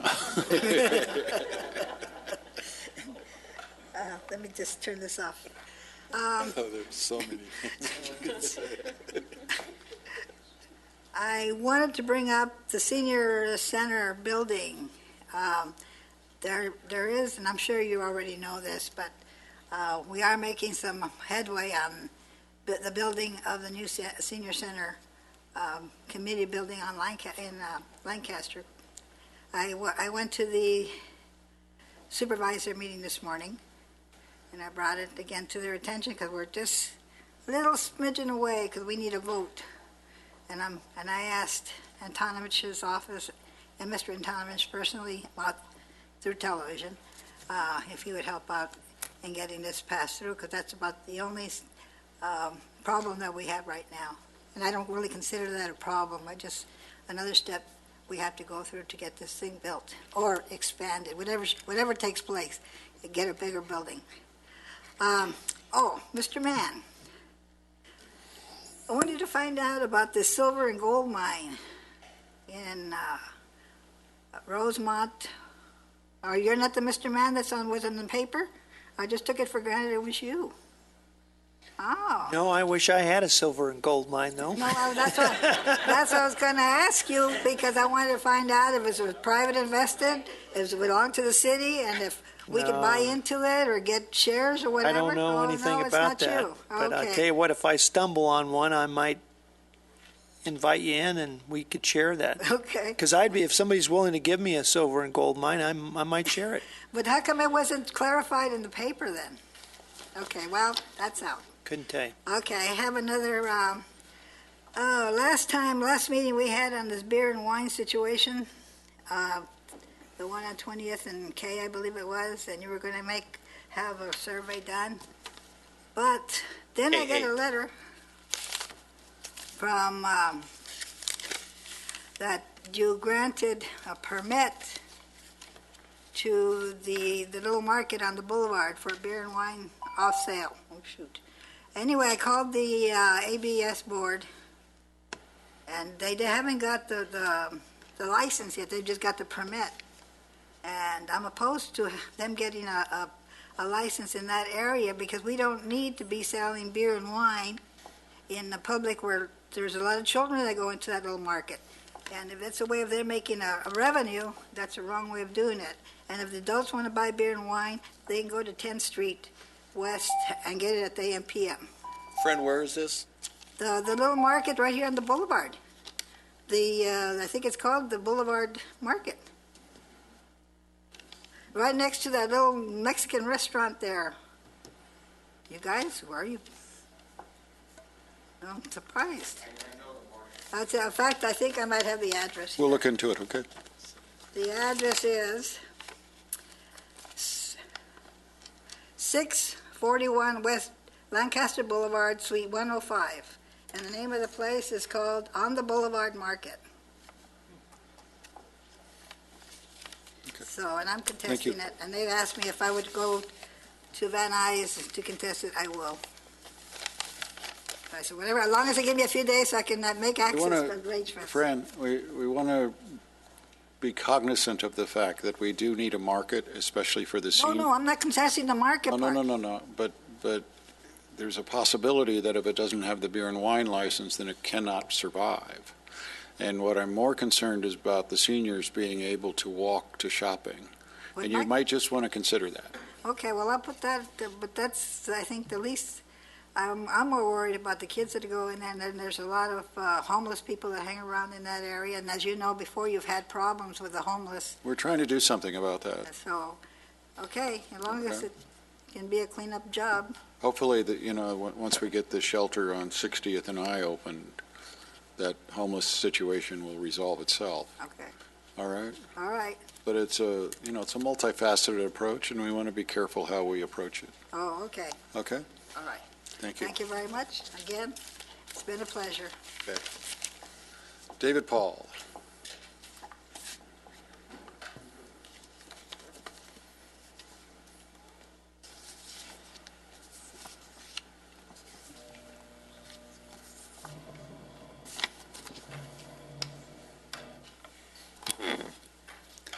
Mayor, Vice Mayor, and Council, wonderful time here tonight.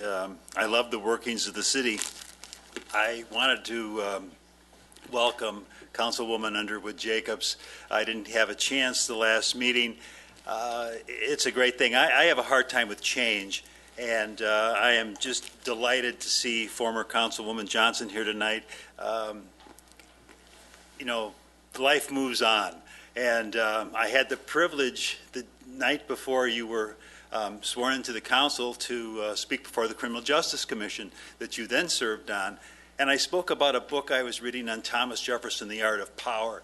And Jefferson is a fascinating individual, and this is what he wrote shortly after the Revolution to keep America together. He says, "To save all that has come before us is the challenge of our time."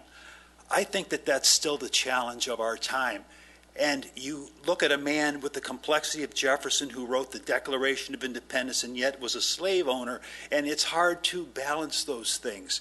And we still have, Jefferson chose not to attack those things so he could be more effective in other areas. But this is what I was thinking, Mayor. We had a beautiful meeting the other night with the Advisory Commission for the Sheriff's Oversight Committee.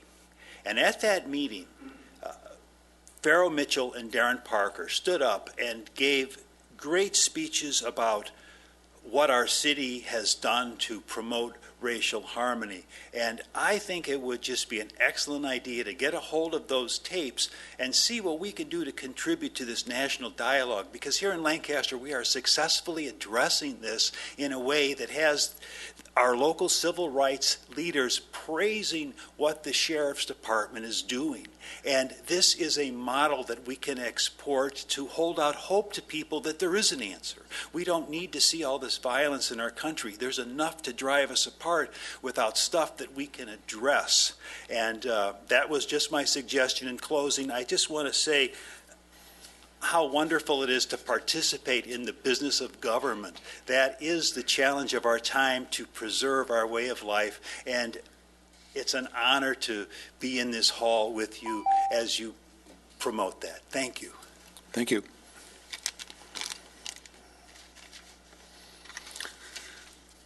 Brian Sims.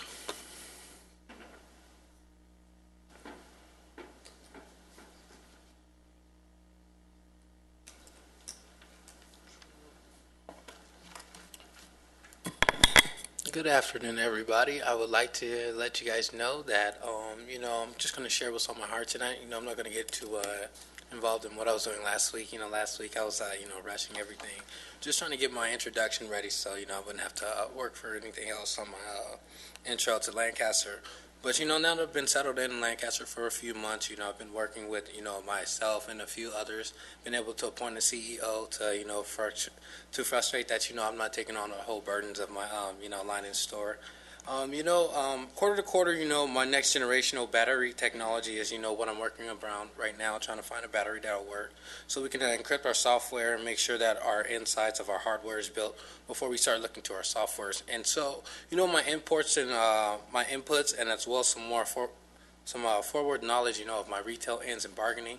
I'm going to hold that invite, you all to come speak outside at the post office, because I'm going to be hosting myself. Because I don't have any venue to debut upon, I'm going to be walking foot to foot, and I'm hoping that, we can make a line, hand in hand to encourage complete silence until, we can, walk into the doors of Pharmacy Board Shop. And, when we pass there, we can break out and go on about our day to, the movie theater designated places around the boulevard. I want to hold that, later on in business product development that we grab our electric agent, before our mergers and acquisitions by Twitter Incorporation. I'm going to see if I can grab General Motors, Tesla, and BMW and Apple, as well as LG to, produce my lithium-ion battery that I'll be using in my processor as well. My think tanks and my investors and my business women and men, I thank you guys all for my time. However, I do need to see if I can grab some more scientists, economists, and software engineers in order to, produce my National Cooperative Business Association. And, before, I get back into the mergers and acquisition, I would like to, definitely, thank Mr. Lee for, stopping by, talking to me, giving me some more knowledge of what I need to do. And, I also, let's see.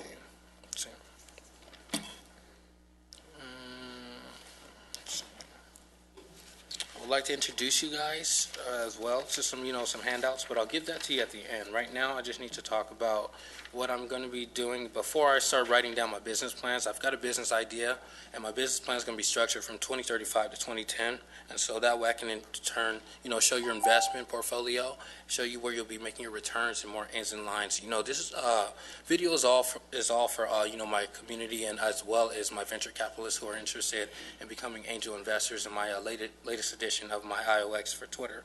In 2025, we'll be looking to onboard, an Encore system out here, and that's going to be a resort. But in the meantime, I'm looking to grab a Twitter wall, which will be a community call center on 10th Street, Columbia Way, and Avenue M, as well as, with the funds that I'm able to receive, if I'm able to become a mass multimillionaire, I'll be able to, start funding that International of Lancaster, be positioned on 25th Street Ave and Avenue H. Thank you for my time, and you guys have a good night, and see you guys later. Thank you. No problem. Michael Reeves.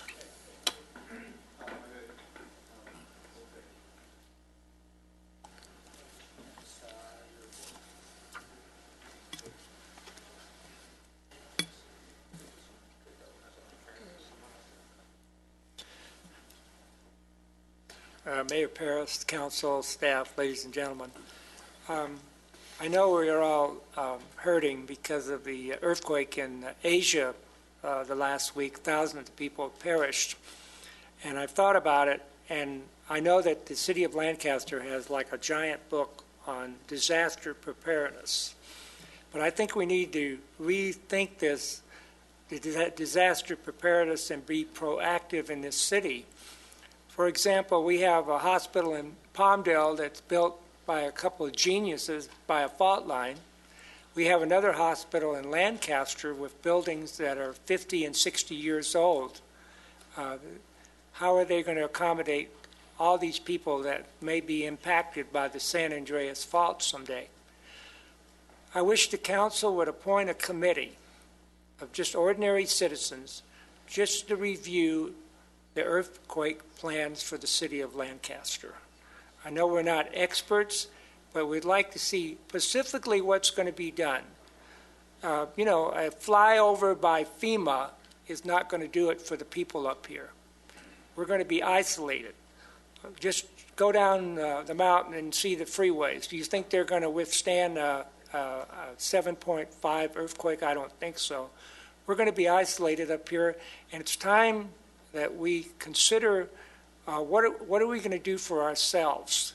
We have the government plan, we have the federal government, we have the state, but we need to have a city plan, the real plan. It's like the lawyers that go to law school. They read the law and then they face reality. That's the same thing. We have all these rules and procedures, but how are we in reality going to deal with an earthquake in this city. And I think we need to think about it in lieu of the situation. Michael, that's a great idea. It's sort of like a fire department oversight committee, right?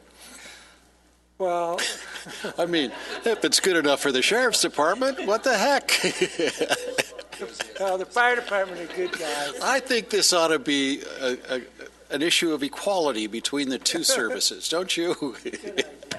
I'm going to appoint you to start the fire department oversight committee. Oh, thank you. Thank you, Mayor Paris.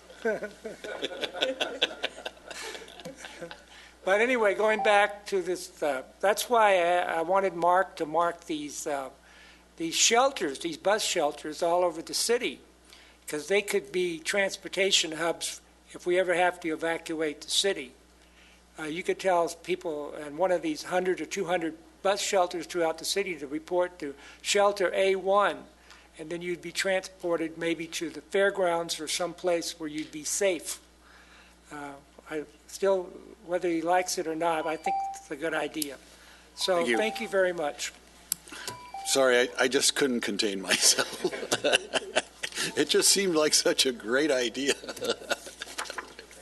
Michael, if you need Gerald's number later.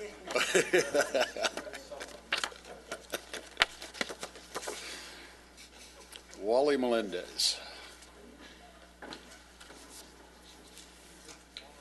You know, it's dirty bussy.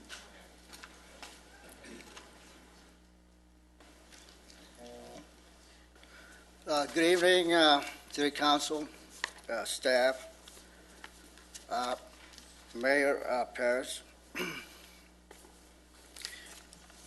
You're doing everything wrong here. I'm not surprised. There's still too many speeding cars on the streets. I mean 70, 80 miles per hour. The speed limits are still too high in this jurisdiction.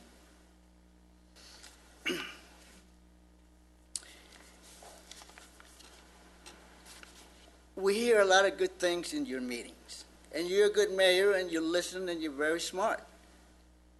But what goes on here does not reflect in the city. There's a lot of down on their luck people in this town.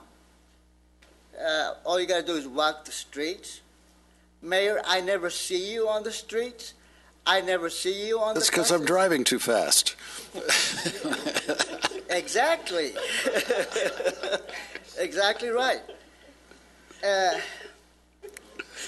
The buses are still dirty. I just caught a bug on the buses last week. I've been very sick. I'm susceptible to that thing. I'm your yellow canary in the mine, if you know what I mean. I just, week before last, I came back from Florida, and I rode a couple other buses, and their buses smelled clean. They had plastic seats that are easy to clean. Around here in this town, Lancaster, there are certain people that don't like satin cloth seats on buses, and they deliberately, intentionally, maliciously put their dirty feet and their dirty tennis shoes on those seats. Pretty soon that whole bus stinks, and all that pollution and corruption gets into people's lungs and nostrils, and they get sick.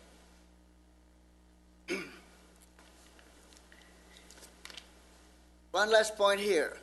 You're always complaining about the county supervisors, how you have no control of them. Do you have a representative to be at the county supervisors' meetings whenever they have a meeting? How about that for an idea?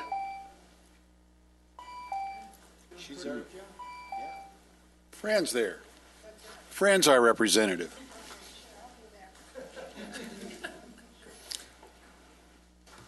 We could have an appointment. Yes. There you go.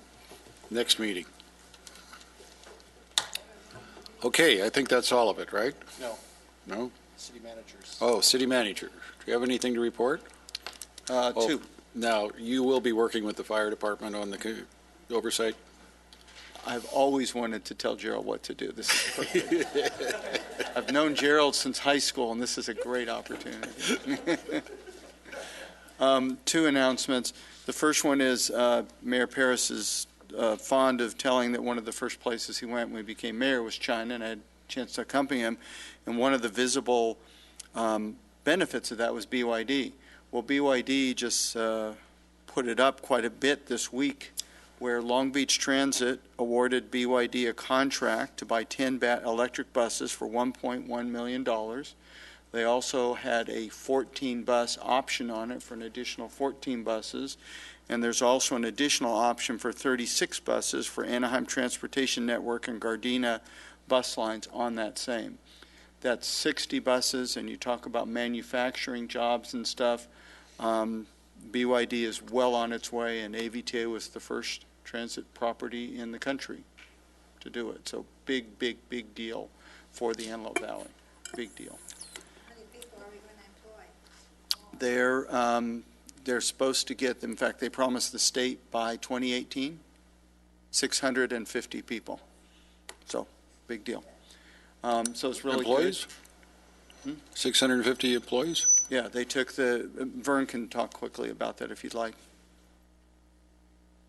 Yeah, they were the recipient of a GoBiz grant from the state, and it was a $3 million grant and requires them to create 650 jobs over that time period. The good news immediately is they're doubling their workforce today, last tour we took, and so they're well on their way, so good things. And they haven't even started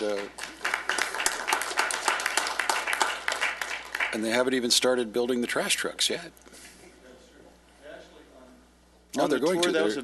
We're going to be the center of electric trash trucks. It's That's huge. an excellent point. On the tour, they talked about that, how the market for buses in the United States, the entire annual market is like the one, I think they said the 1 month market or 1 week market in a country like China. They really want to get into the municipal uses of large vehicles. That's really where they want to go.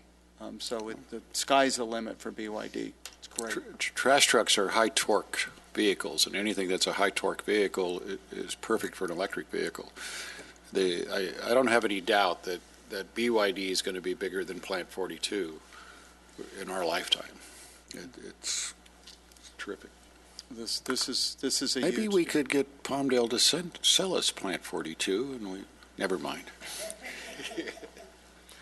The other announcement, I had the opportunity to, or Jason represented our office at the Poppy Festival while Karen and I watched our son play last baseball game. So I'd like to turn it over to Jason to talk about the Poppy Festival. Wait a minute, are you saying you missed the Poppy Festival? I think it's the first one ever. It's for a good cause. He missed it, but we didn't miss him. Sorry. Wow. You know, we really ought to get more informal in these meetings. We have a candidate for Palmdale's new city manager, if anyone's watching. Let me start by saying and complimenting staff on a wonderful Poppy Festival. I mean, if as you go and as you participate, it's seamless as it relates to what happens behind the scenes. But Rhonda and her staff do an amazing job. We increased attendance by 16 to 18% this year. We didn't have any traffic problems, didn't have any public safety problems. From what we could tell, everybody was enjoying themselves. They always change it up. They have a new, different entertainment each year, and it was just a really, really positive event for the community.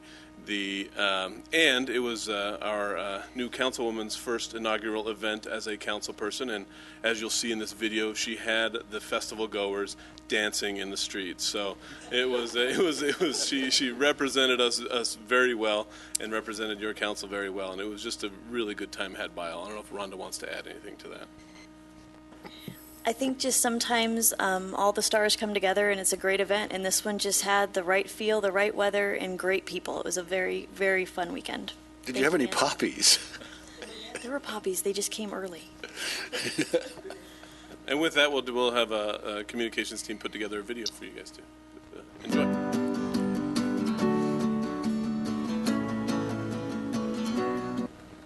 We're here at the 24th Annual California Poppy Festival, where hundreds of people are streaming in behind me to celebrate 2 days of fun and excitement.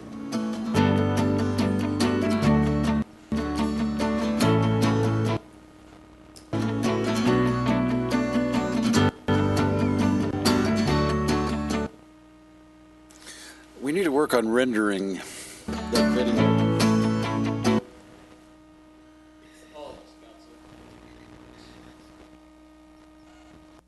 But a great place to freeze, right? It is a good. Just got there for about 20 minutes, Angela. Just. You know, if we'd used an apple, that wouldn't happen. I think it was produced and edited on an apple. I was going to say it.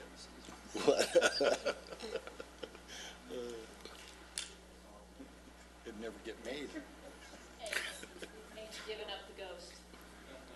We apologize upon the website. It did work in the practice session, so. And Gerald wanted me to remind you that May 9th is Fire Service Day, and he invites the entire Fire Citizen Oversight Committee to join him, Michael. You know, this idea could take off, you know. Oh, it already has. Okay, any other announcements? Against better judgment, we're going to try it again. We're going to cross our fingers if you're okay. One more chance.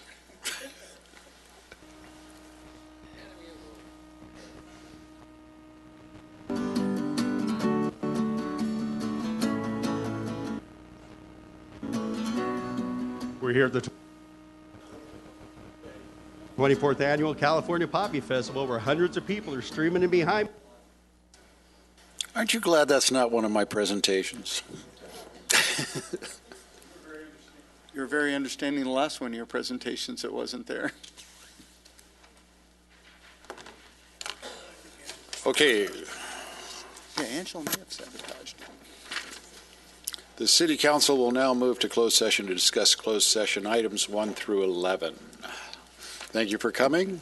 I'll see you in 2 weeks.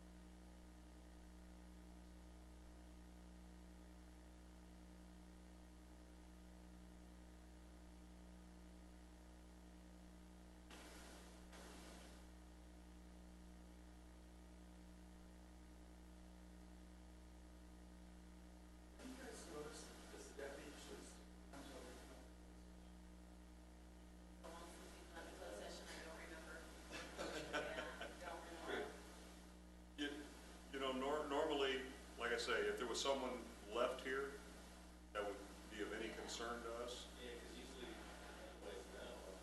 I would say no. Like I say, the only reason I'm here is to lock the door. And I guess you could close that door, right? No, you can't. Not yet. Not until they come out and report out, right? Not until the meeting's been adjourned. Right. I've already got the power to the door turned off, so nobody else is coming. I'll keep my eye open if somebody comes along, all that. That's up to you.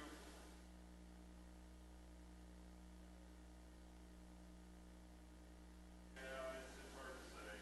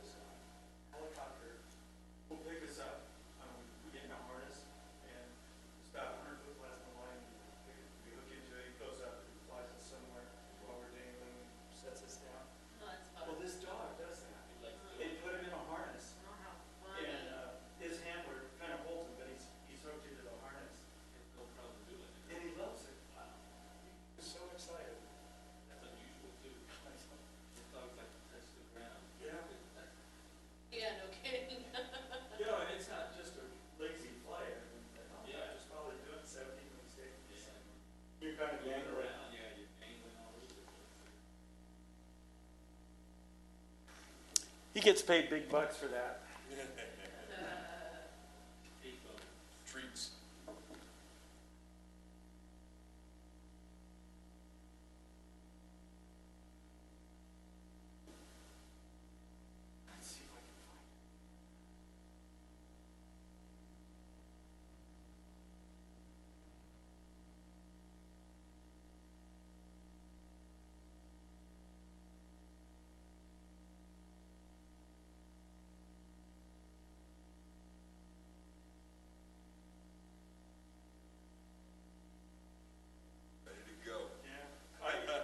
You should have seen him. I mean, he knew it was coming. Let me up there. He couldn't wait. That's great. You take him into the grows somewhere.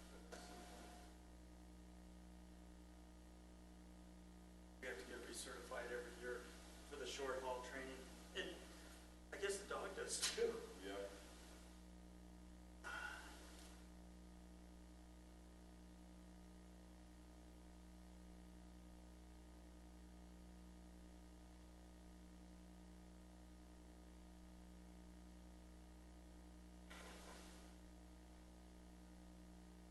Sit in a comfortable chair. Yeah, these chairs are more comfortable.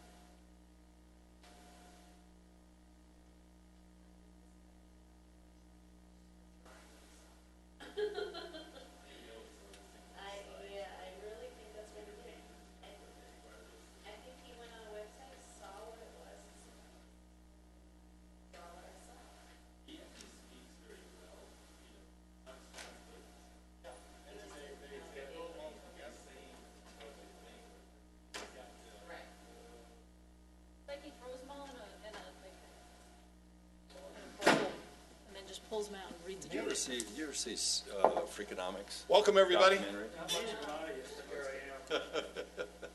Wake up. Yeah, wake up. Thanks for getting rid of everybody. Hey, there's three, it's a quorum. You want me to do it? No, I gotta wait for it.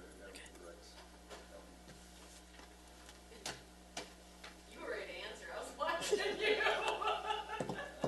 If Ron did not say anything, you were ready to answer. I was watching and I was watching. That's He was trying so hard not to. Okay, we're ready to rock and roll. He's calling the DOJ right now. Am I in charge? Using the restroom, I think. It's killing us. This is where Mark just wants their gavel.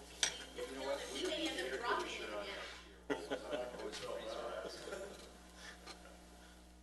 Jordan may need help. Okay, I'm here. Is your mic on? Because I have the mic slide. Is yours off? Mine's off. Just in case. Better shut the mayor's off there.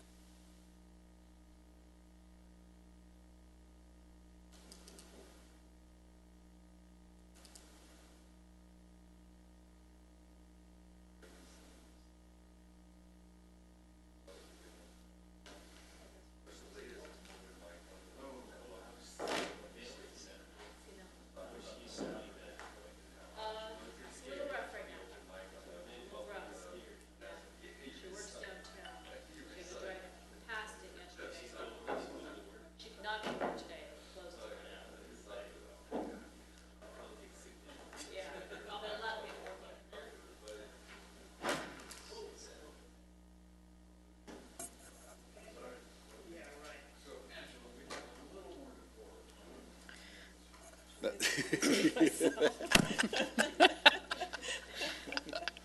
She came out and said, wow. Exactly what I said. That was pretty, you gotta watch that word.